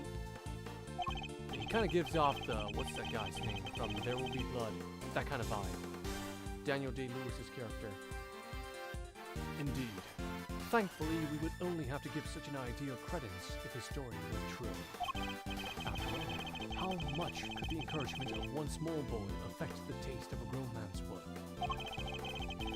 Mr. Gusto prided himself on the flavor of his creations, but then he lost his sense of taste. He must have had a tough time maintaining his high standards after such a devastating loss. Unless... I'm sure your son was here to cheer you on, but that wasn't all he was here to do, was it? You are a very suspicious man, Mr. Prosecutor. Why not try answering yourself for a change?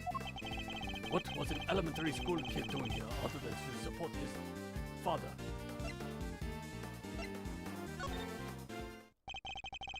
Your son knew the taste of your work pretty well, I imagine, Mr. Gusto?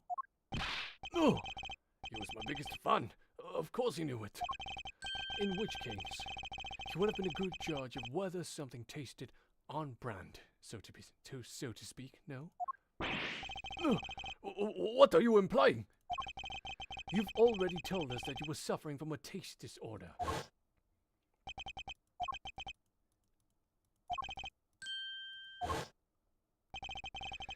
No one knew about your condition.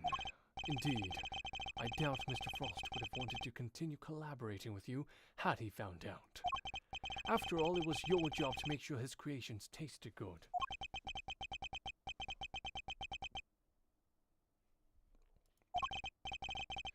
Therefore, your son wasn't just here to support you. He was helping you by taste testing your work. No! Dang, now it all makes sense. Frost's stuff tasted good because it really was finished the day before when the kid was still here.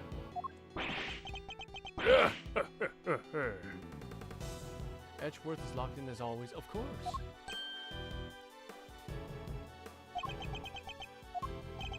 You have a vivid imagination, Mr. Prosecutor.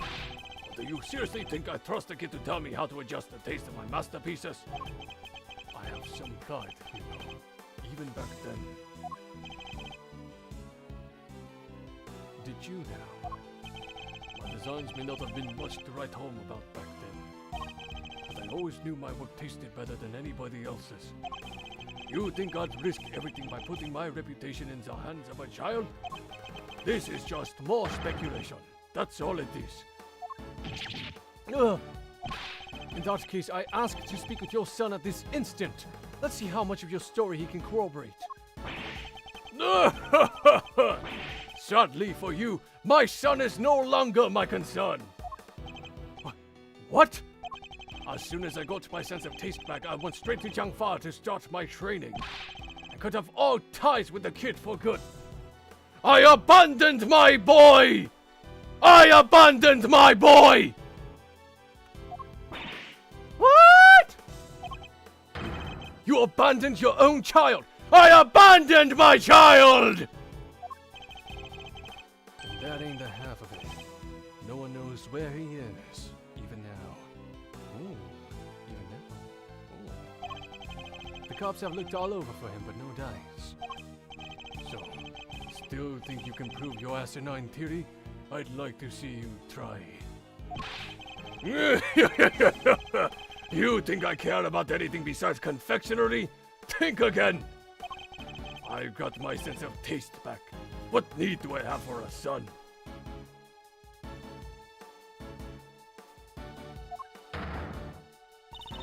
Yeah, that hit a personal note for him, I'm sure. Silence is a cult room.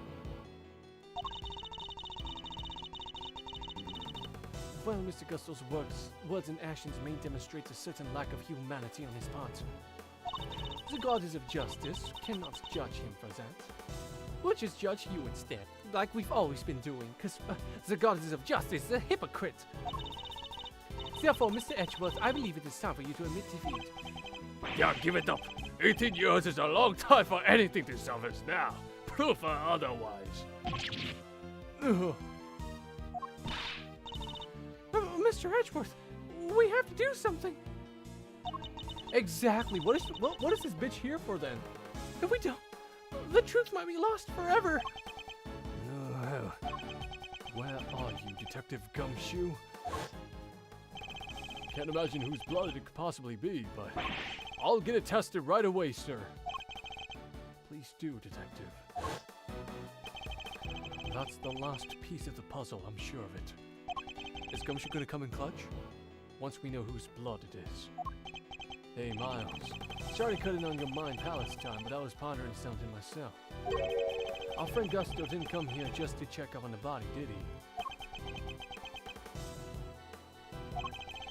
Maybe because he tried to open the case.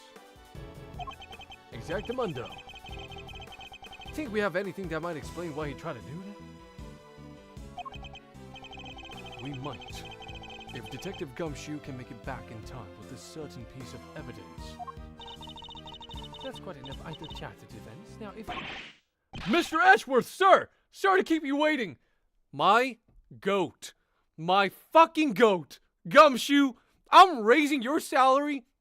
You know what? To make it 2 cents. Now, make it 10 cents, 50 cents. You know what? $1. Hell yeah. Woo! My boy. That's what I'm talking about.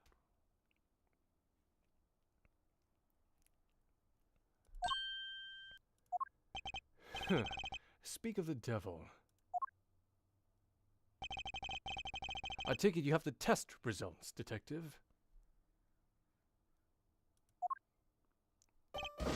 Yes, sir! Lab just got back to me. A whole bowl of cold noodles for sure. Yeah, that's my treat, Gumshoe. Detective, please, court is in session.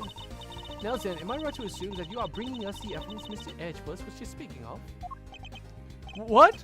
Hey, no fair! Why didn't anybody tell me about any of this? Because it's your responsibility to keep on track of things, you wiener! It is indeed the evidence in question, Your Honor. It needed testing, so I asked him to carry it out. What the? Why is everybody always helping you? Because they like me, and you're incompetent. I'm supposed to be the one in charge here! Mr. Winner, I'm sorry I didn't involve you, but this is important. Can we at least hear what the detective has to say? Well, alright. Well, he did that quite well. So, Detective Gumshoe, what did the tests have to tell us? You're not going to believe this, but the owner of the blood we found in the liquid at the bottom of the Gemini case is Carmela Gusto, the victim of the poison gas attack. Oh, what are you talking about? Who thinks he's Harry Osborn? For real. Thank you, Detective. You've been very helpful. Well, it looks like my suspicions were correct. What do you mean, Mr. Edgeworth? Yes, what do you mean? Explain yourself. What is the significance of this blood to this case? It's only the very thing the perpetrator of the IU-7 incident has been trying to hide all these years.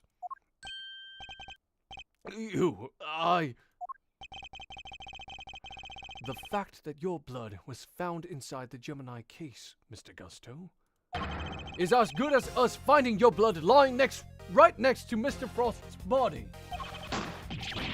Overruled. Why would there be traces of your blood there? Of all places, Mr. Gusto. If you won't answer Her Honor, Mr. Gusto, then I will. There wasn't just blood in the liquid from the Gemini case. There were traces of salt and sugar, too. There were. And if you remember one particular part of Mr. Frost's work, was allegedly very salty indeed. Oh yeah. Talking about what Delisha told us back then, huh? What was it again? Did they ever? I've never tried ices so scrumptious in all my life. Really? Man, I wish I could have had a bite. Oh, scrumptious except for the salty bit, of course. That was unbearable. The salty bit. It's in the other photo you've got there. This bit, the harpy thing. Gemini's liar. Yes, the liar and only the liar tasted as if it had been flavored with salt. There were no traces of salt anywhere else in Mr. Frost's entry.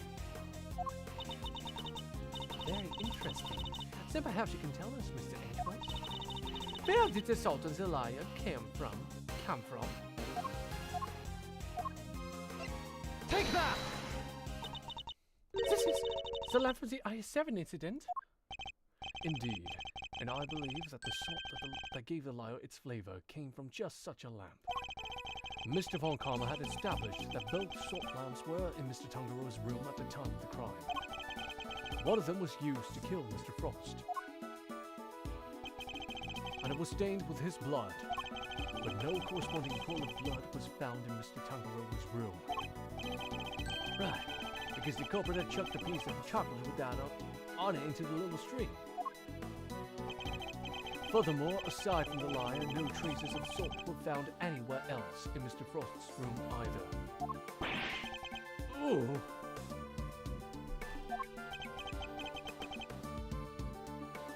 Hey, come to think of it, the lamps we found in Delicia's room were both broken.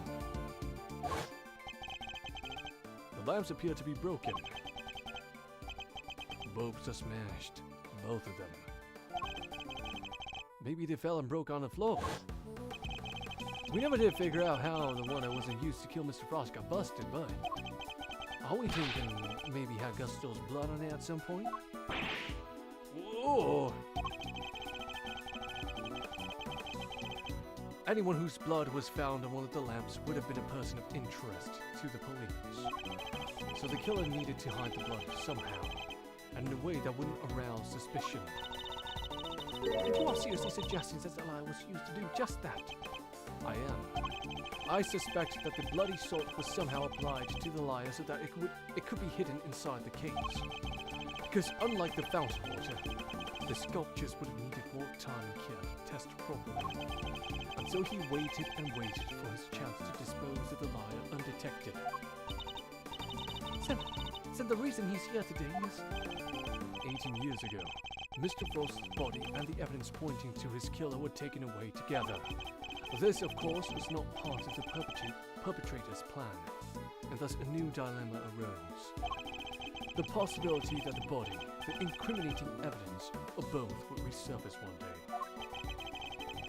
So back he comes 18 years, sneaking them bright and early to try and cover his tracks. Well, Mr. Gusto, are you finally ready to admit it? That you are the one responsible for the IS-7 incident? Mr. Gusto, it's all because of you that Samson... Yeah!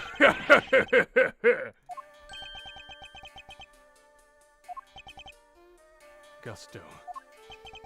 So I finally got caught, huh? All these years later. Nobody came close back then. Not even the big shot prosecutor or the attorney. That's some impressive work, Mr. Prosecutor. I have to hand it to you. You admit it then, that you murdered Artie Frost. Yeah! Sure I do. I did it, I killed him. But he only had himself to blame. What do you mean by that? He agreed to help. Oh, sorry. He agreed to help me. We were supposed to help each other so that one of us could win. And whoever won was supposed to let the other use the cookbook. But on the day of the final, the rat finally showed his true colors. Seriously, Frost? We had a deal! Oh, gentlemen, sorry. I'm not helping you in the final. Our little agreement is over, Gusto. I never really was on your side. But I helped you! I spent all day yesterday making the ice for your pieces! Did you? And you can prove that, I suppose? What do you... Wait. You were planning to betray me right from the start, weren't you? After Frost double-crossed me, I had to make my piece for the final by myself. And like you said, my son wasn't there, so I didn't have any help with the flavor either. So much for the pride you claim to have in your ability to make delicious desserts. Go ahead and judge. You have no idea what it was like for someone like me to lose my sense of taste. I gave up everything to become the best! Everything! I take pride in that! Something someone like you could never understand! You're right. I don't understand. Do you take pride in the fact that you resorted to murder? Or that you abandoned your boy? Or why would I want to understand someone who could do such things? A man can't afford to rely on other people. I learned that the hard way 18 years ago. My son never showed up on the day of the final. And in hindsight, I wouldn't be surprised if Frost was the reason why. Why would you think that?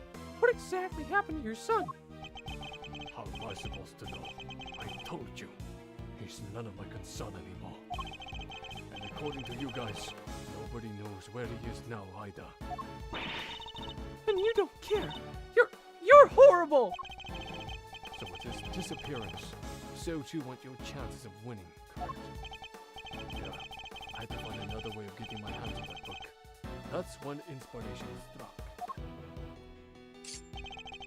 I decided to skip afternoon tea and snuck into Tangaroa's room.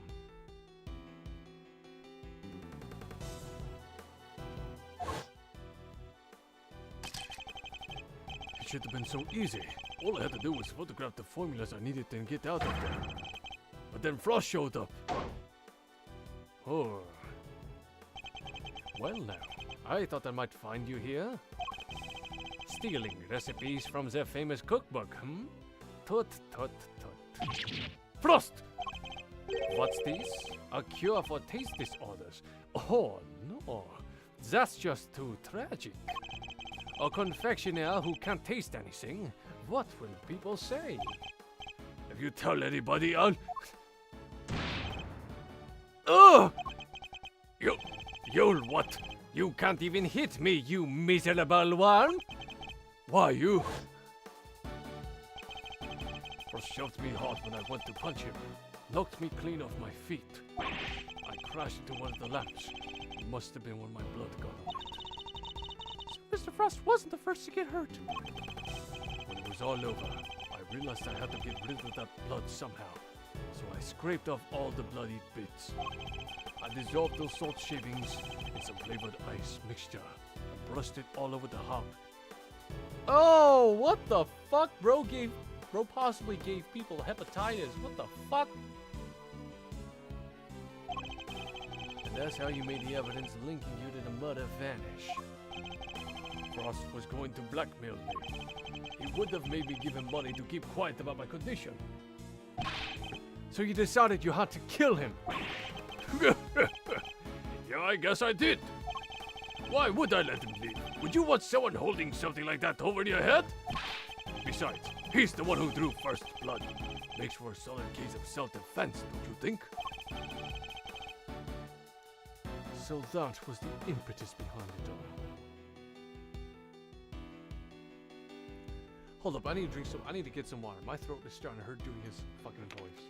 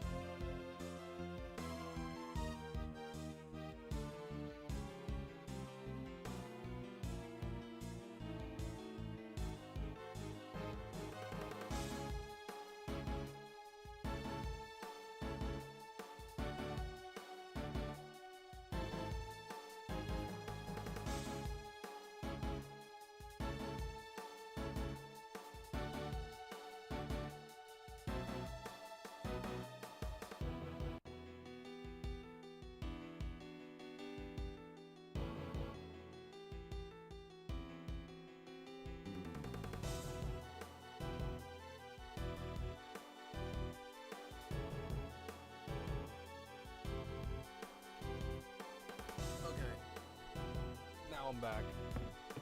Let's finish this. Let's finish this for real. So that was the impetus behind it all. Anyway, I initially took the lamp to Frost's room.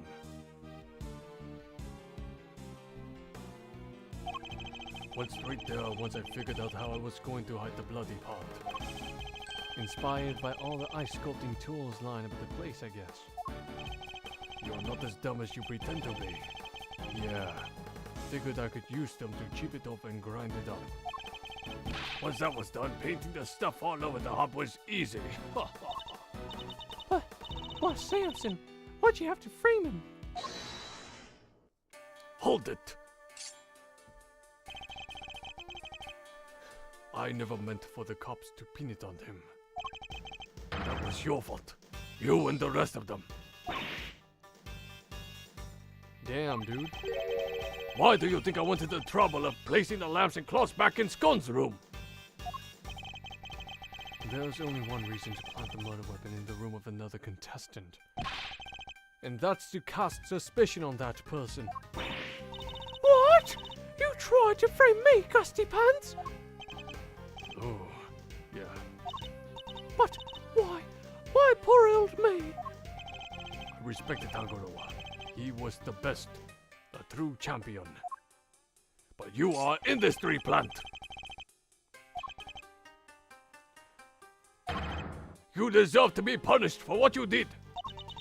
Oh, Gusty! How could you? And had you refrained from eating Tangaroa's work, Frost's body wouldn't have been found. My plan was to wait until Tangaroa was judging your room. That's when I'd sneak the corpse into Frost's room and freeze it. But thanks to you, Bound here found it before I had a chance to retrieve it. I don't understand. Why did you need to freeze his body at all? Ha! Why indeed? Mr. Edgeworth, surely you must know. Why did Mr. Gusto need to freeze Mr. Frost's body? Mr. Gusto needed to freeze Frost's body in order to obscure the time of death. If they determined that the murder occurred during afternoon tea, he would have been an obvious suspect. Bingo!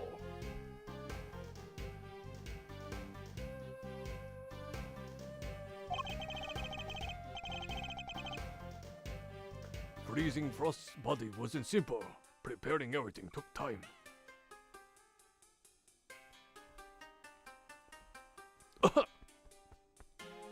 Hold up, sorry, I gotta...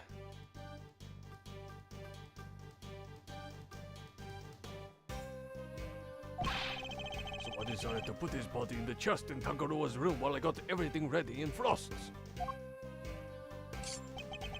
At the time, it seemed like the perfect hiding place. Never counted on some gluttonous pharmacist showing up and making the whole ship collapse. I still don't get it though. Why disguise the bodies in ice sculpture at all? The sooner it was found, the smaller the effect of freezing it would have had on masking the time of death. Therefore, he needed to disguise it, at least until it fully frozen.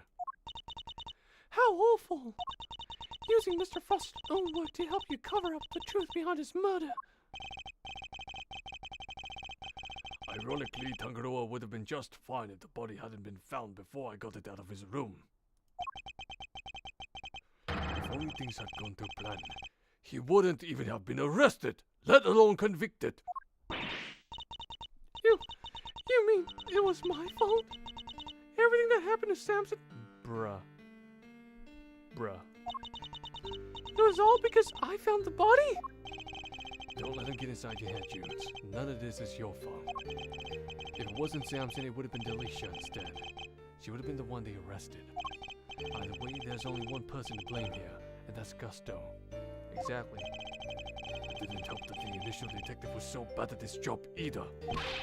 He never even told the prosecutor that the body had vanished. Yeah, this wouldn't have happened if Bad was in charge. Still then, Mr. Von Karma had unwittingly placed Mr. Tangaroa under arrest in the absence of a body. A mean, I guess it would explain why he was so keen to wrap things up.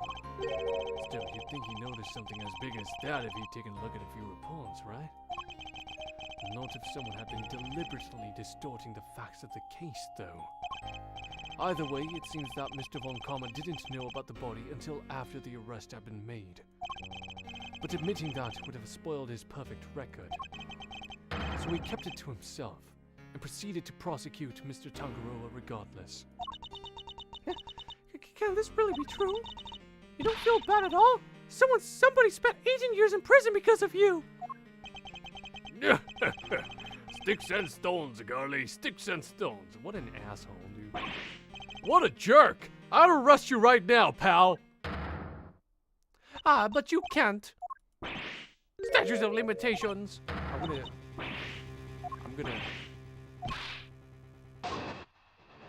Let's just skip this part. We know what's gonna happen. I killed Frost 18 years ago. The statute of limitations for murder in this country is 15 years. You do the math. You can't arrest me. You think I'd have confessed otherwise? I'm like the O.J. Simpson. Ha ha ha! If I did it, but I actually did do it. Oh, you can't do anything about it. Oh!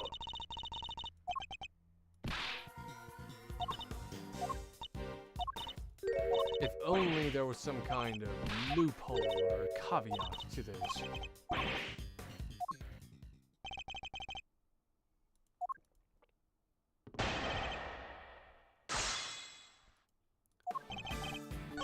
Watch it. This is gonna be so funny. Hold it! Depending on your actions over the last 18 years, the statute may not have expired yet. Yeah, this ought to be good. Alright, I got nothing to hide. If there's something you want to ask it. Very well. Tell us where you've been and what you've been doing since the incident. Sure. Not long after the contest, I was able to cure my taste disorder thanks to the formula from the book. Not so long after that, I went to Changfa to really buckle down and hone my craft. That explains a lot. We tried to contact you after the fact, but I guess you were long gone by then, huh? Oh, could be.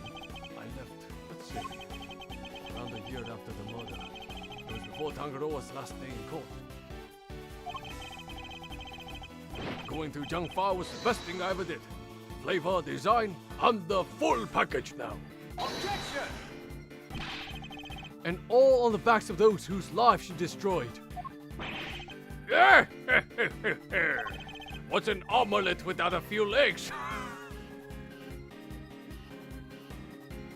What's that one thing Senator Armstrong says? I'm making the world's biggest omelette, Miles. Can't fret over every egg. Ah, You're evil! Sticks and stones, Gully. You can't arrest me, and that's all that matters. I need more to work with. There has to be something I can get out of him. Maybe I can push him further on... your training in Changfa, if you wouldn't mind. Fine. I later went to Changfa to train, and I finally became the best in the world.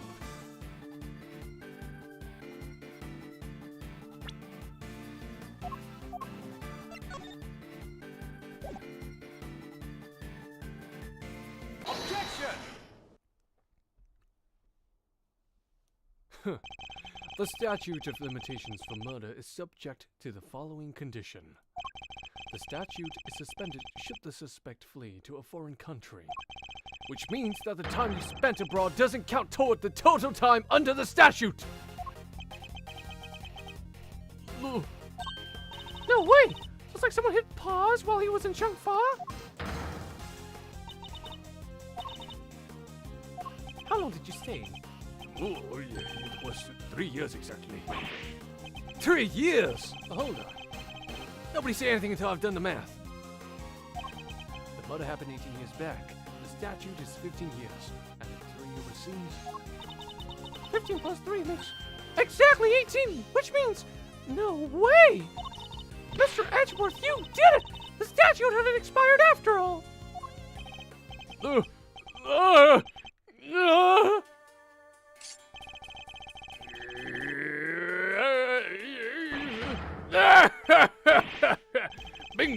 18 years exactly.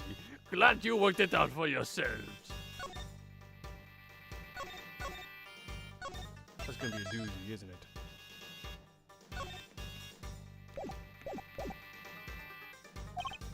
Ugh. He's just been stringing us along this whole time. Why is he laughing? We're good, aren't we? We can arrest him now. I hate to break it to you, little sis, but I-7 went down at the end of December. It's April now, which means,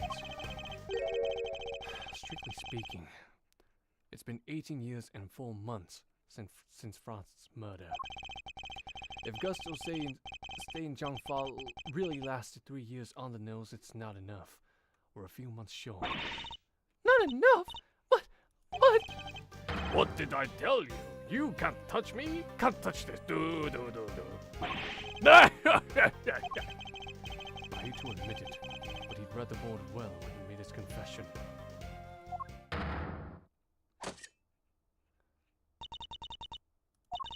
I'm gonna skip her yap.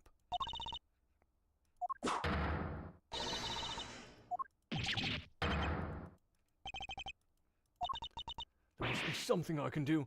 I knew it. If the law can't bring Mr. Gusto to justice, then... Judes, what are you thinking? Objection! There's no need to go adding to your rap sheet just yet. We're not done here. Far from it. Because there's still a way we can nail him. There is. Alright, Mazzarino, pep talk. I need you to think back over everything you know about the case. Gusto's overlooked one critical thing that you yourself were led to believe wrongly about. Which is, he wasn't there for Samson's last trial, remember? Best I can tell, he doesn't seem to know what the final verdict that came down that day is. Which means there's still one way left to us. Crack open your statues for dummies there and take another look. 17 years ago, they really did a number on Samson and framed him like a pretty picture. But if we make good use of that verdict now, we can make Gusto pay in full for what he's done. Mazzarino, it rolls off the tongue quite nicely, doesn't it?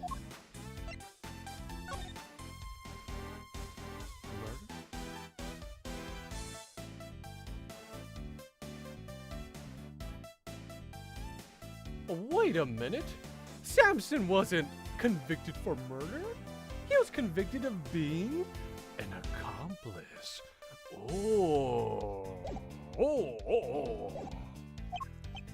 Fender, are you?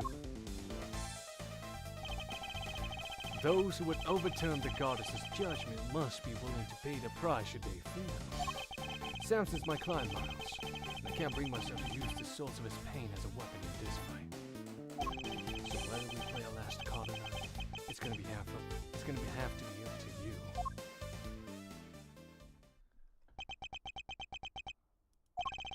Bringing Mr. Gusto to justice can only happen if I use the outcome of the hard-fought trial. So, should I raise an objection and play that card or not? It's our only option! Do it! Do it! Now.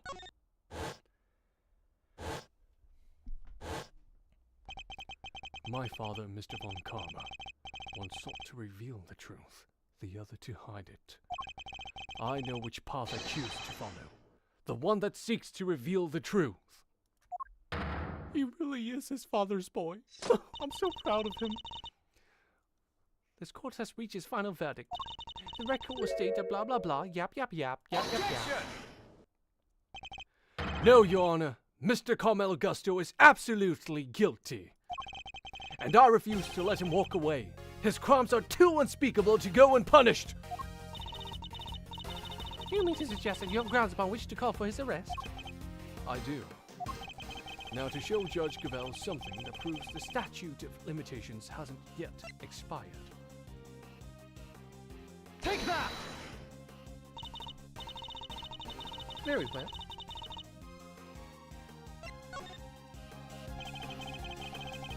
I'd like to direct your attention to the page concerning the suspect.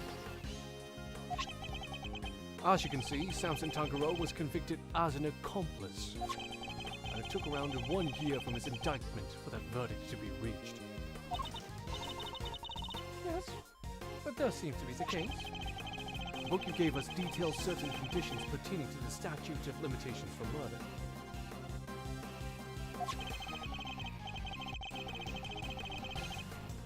One of them, as I mentioned, is that the statute is suspended if the suspect flees the country. And another.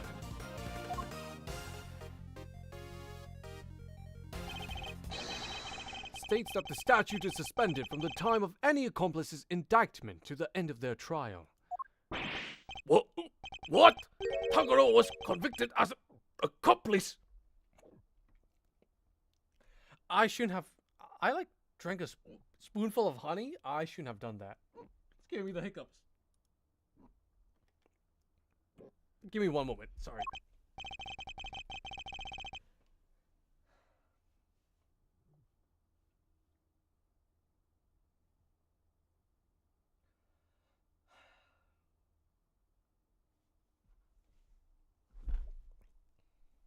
Okay. You know what? We're gonna go through this. Hiccups are not fucking. We're finishing this now. We got no more time to waste here. God damn it! Never drink honey mid voice acting. It'll fuck you up. It will help your throat feel better and your vocal cords, but it cuts off your air supply a little, which causes the hiccups, as you can see here. Shit.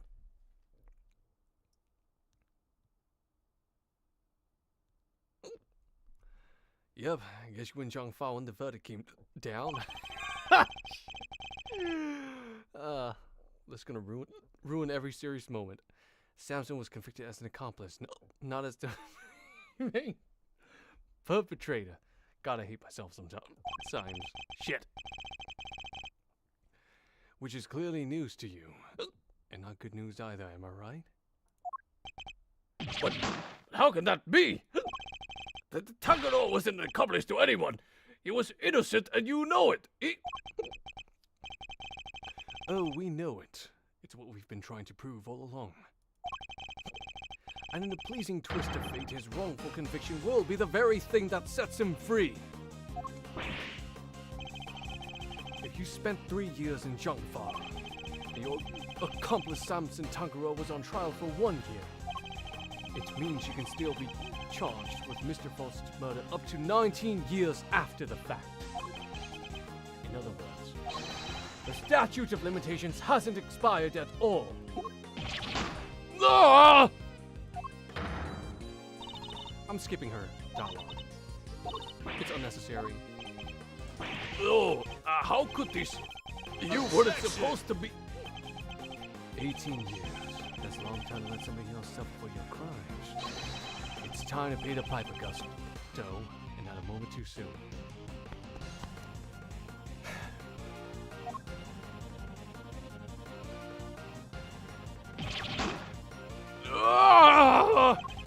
But I'm finally the greatest. My brilliance has been recognized. I gave up everything for this. Everything. I abandoned my child. I've abandoned my boy. More's the pity. But you can't run from the law forever, because the bills come due at last. Oh, you guys ready for this?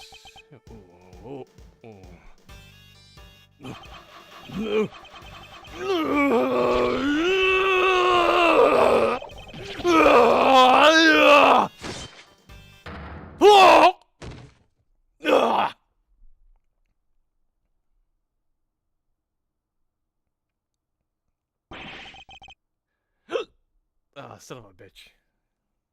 Stupid hiccups. Mr. Gusto's all set for his trip downtown, sir. Oh, good. Which means it's your turn next, right? I suppose so. Junes. I'm so sorry, everybody. I've caused you all so much trouble. But thank you. Thank you so much for bringing Mr. Gusto to justice at last. I'm afraid there's no escaping the consequences of your actions, Miss Bound. Bro, these hiccups are so persistent. But those actions were born of the legal mistakes that were made all those years ago. We all know that. So allow me to apologize in return, on behalf of the prosecution. Oh no, I have no one to blame but myself for it all, starting with those sculptures. Hey, Junes, you think maybe you might want me to represent you? I'm not some nervous newbie anymore. And there's no way I'm letting you take the rap for everything. Aww. Oh, I'd be honored. Thank you, Mr. Fender. Come here, give me a hug. Okay, you know what? I'll be the first. Hey, it's not the first, I assure you. It's okay, don't lie about it, Fender. Sorry, ma'am. You gotta come with me now. Of course.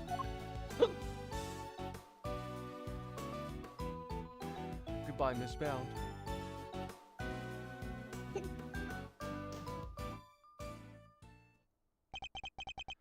Judge Gavel, why did you lie to us?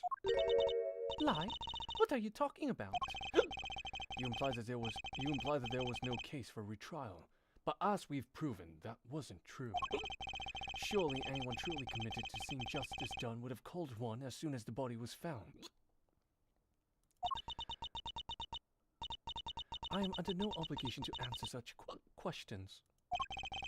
And you clearly have no intention of doing so either. Truly, you are proving to be quite a threat to the Committee for Prosecutorial Excellence. As such, you give me little choice but to report back to your continued transgressions. No doubt you'll be called to appear before the committee in due course.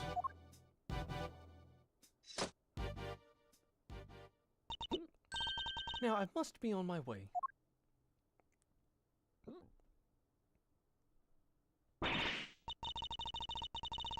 What the heck? And after you caught the real killer and everything. Yeah, the nerve of that bitch, really. She's just a fucking party pooper, I swear to God. Isn't that what prosecutors are supposed to do? Regardless of how it may all play out, I will never regret what we accomplished here today. Mr. Edgeworth. Hey, Mr. Edgeworth! Yes? Why did you stick your nose in this case anyway? You weren't even on the job! My job is to bring the truth to light, Mr. Winner. Not only as a prosecutor, but as a person. I don't get it. I wouldn't expect you to understand. Not as long as you believe that closing a case makes you a winner. That's going way over my head. I'm going home. Oh? What? Character development? Hint? What? What was that all about? Eustace still has a lot to learn is all. Milesy Wiles, eh? Yes? I just wanted to say old Greggy Pegleg would have been proud of you today. Oh, look at me tearing up. And thanks for helping old poor Sammy Poople. Of course. Hey, Edgy, looks like you cleared everything up, huh? So, what happened exactly? I was kind of busy sketching. Wait, where did Judy and Verity go? Wow, you really weren't paying attention, were you? Though I am loath to admit it, Larry's sketches did come through for us on more than one occasion. Not that I'm about to tell him that. Quit with the glaring, will you? Whatever I did, I'm sorry. Calm down, Larry. I wasn't glaring at you. You totally were. You're just like your pop. He was a terrible liar, too. He was. Listen, I'm gonna head out. Need to fill this afternoon on what went down today. You wanna come with? Yes, of course. Great, and I'm coming too. Aye, stop with the hiccups.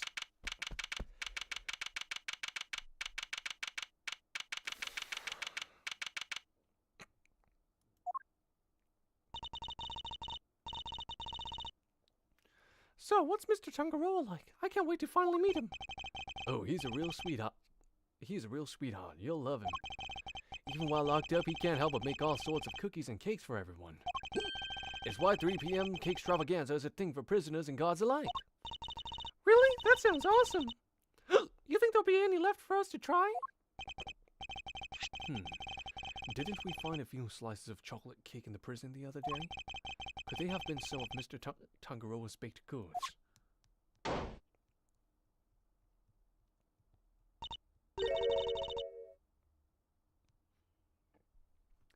Gummy, what are you doing here?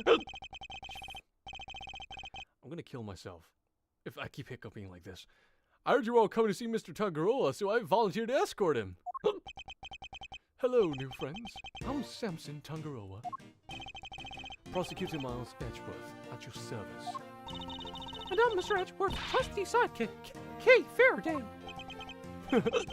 It's very nice to meet you both. Miles here's Gregory's son. Is that so? Your father was very kind to me and fought so hard for my case. But in the end, I betrayed him. I made a false confession and... Don't worry, Mr. Tangaroa. Mr. Fender has explained everything to me. Sure did. And now we're here to tell you the truth about what happened 18 years ago. The truth?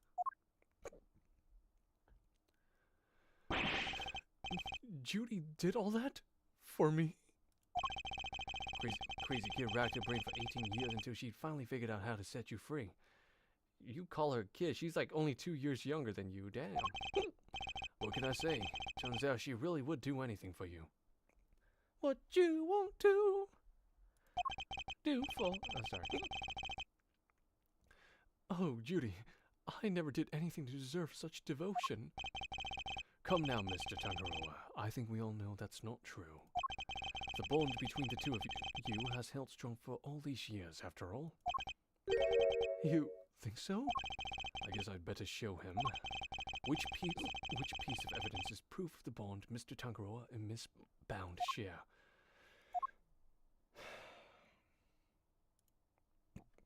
Take that! Those chocolates. Judy made them, didn't she? Yes, she did. They're super delicious and sweet.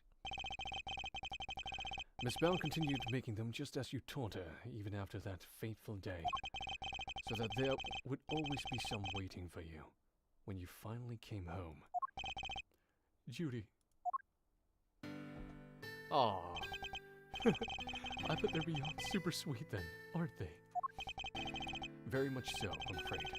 I only wish we could hand them to you. Don't worry, sir. I'll make sure he gets them later. Which would be a clear breach of prison policy. Not that I have the authority now to stop him anyway.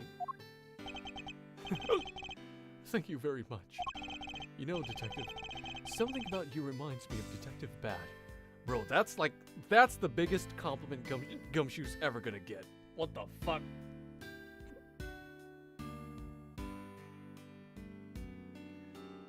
Gotta have the, which shows that it helped supported the defendant. I know, right? Yeah, like you gotta really remember the evidence sometimes. It's like the checkoffs, the little things. It's crazy. Really, pal? Cause I look up to him a lot. He's my role model. You don't say. It seems fate likes to bring people of all sorts together, huh? Hang in there, Samson. Just a little longer. I should be able to get you out soon. I'm sorry it's taken so long. But we should have to wait 18 years to get justice.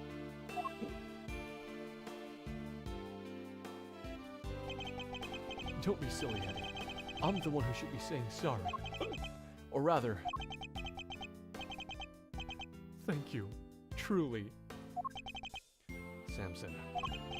Well, I guess it's my turn to wait for Judy to come home now. I'd better make sure there's something delicious on the table for her when she finally walks through that door. Don't let me down, Eddie. Leave it to me, big guy. Ah, what a tender moment. Not gonna lie, that made me tear up a bit. The IS-7 incident. It's been 18 long years, But this case we'd inherited from my father is finally coming to a close.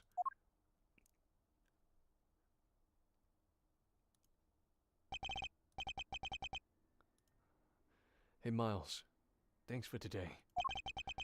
And sorry for forcing you to make the final call like that. Not at all. I simply made the call that felt right to me. Huh? What are you guys talking about? You know how Samson was wrongfully convicted? We had to pretend that he wasn't in order to nail Gusto. But to use his false conviction against him, even to save him. As his lawyer, I just couldn't bring myself to do it. Yeah, I can see that. But now that Gusto's behind bars, I can finally start to get that wrongful conviction overturned. Yes. Yeah, it was a tough case. Wait, but Lewis, you want to stick around for this. It's something nice happens at the end. Yes, and I'm sure you will. Wait a minute.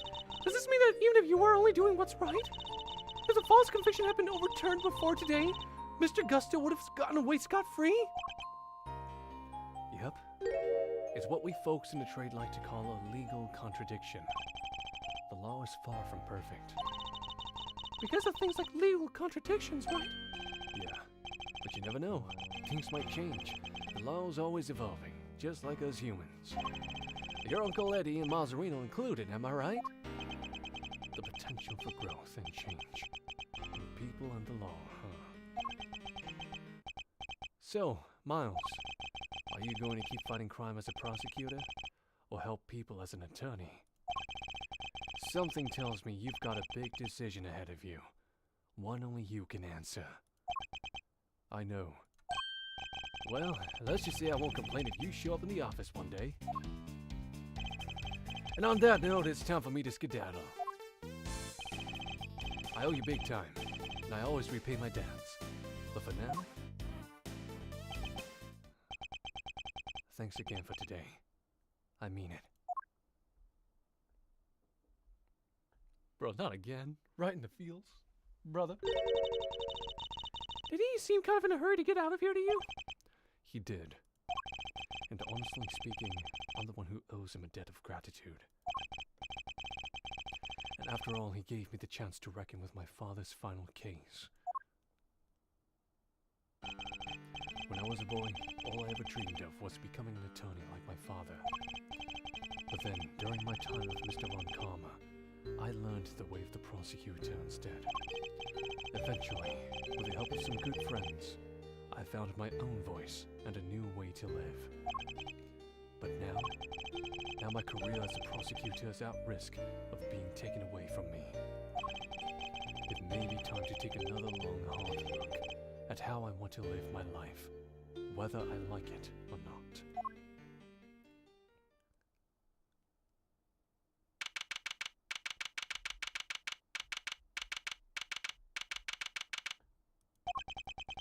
Hey, Gregory? Sorry for reporting in so late. It may have taken 18 years, but we're finally in a position to prove Samson's innocence. All thanks to your boy Miles. I couldn't have done it without him. You should have seen him. The way he fought for the truth gave me chills. It was like I was watching you. Aw, bro. I'm about to cry. Shit. Look, I know I'm not half the attorney you were, but those guiding principles you try to instill in me, I like to think I'm embodying them now as I carry on your legacy. Here's hoping. Oh, brother. Your boy will be joining me in that soon. Oh, bro. No, I can't wait. Oh, bro, hold on. I need a moment. I didn't expect to cry today. God damn. It's crazy because I played through this before. What the fuck? Oh, shit. Man.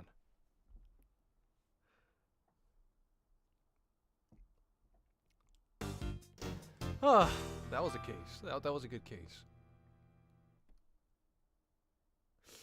Yeah, same facial expression. Yeah, like father, like son, right?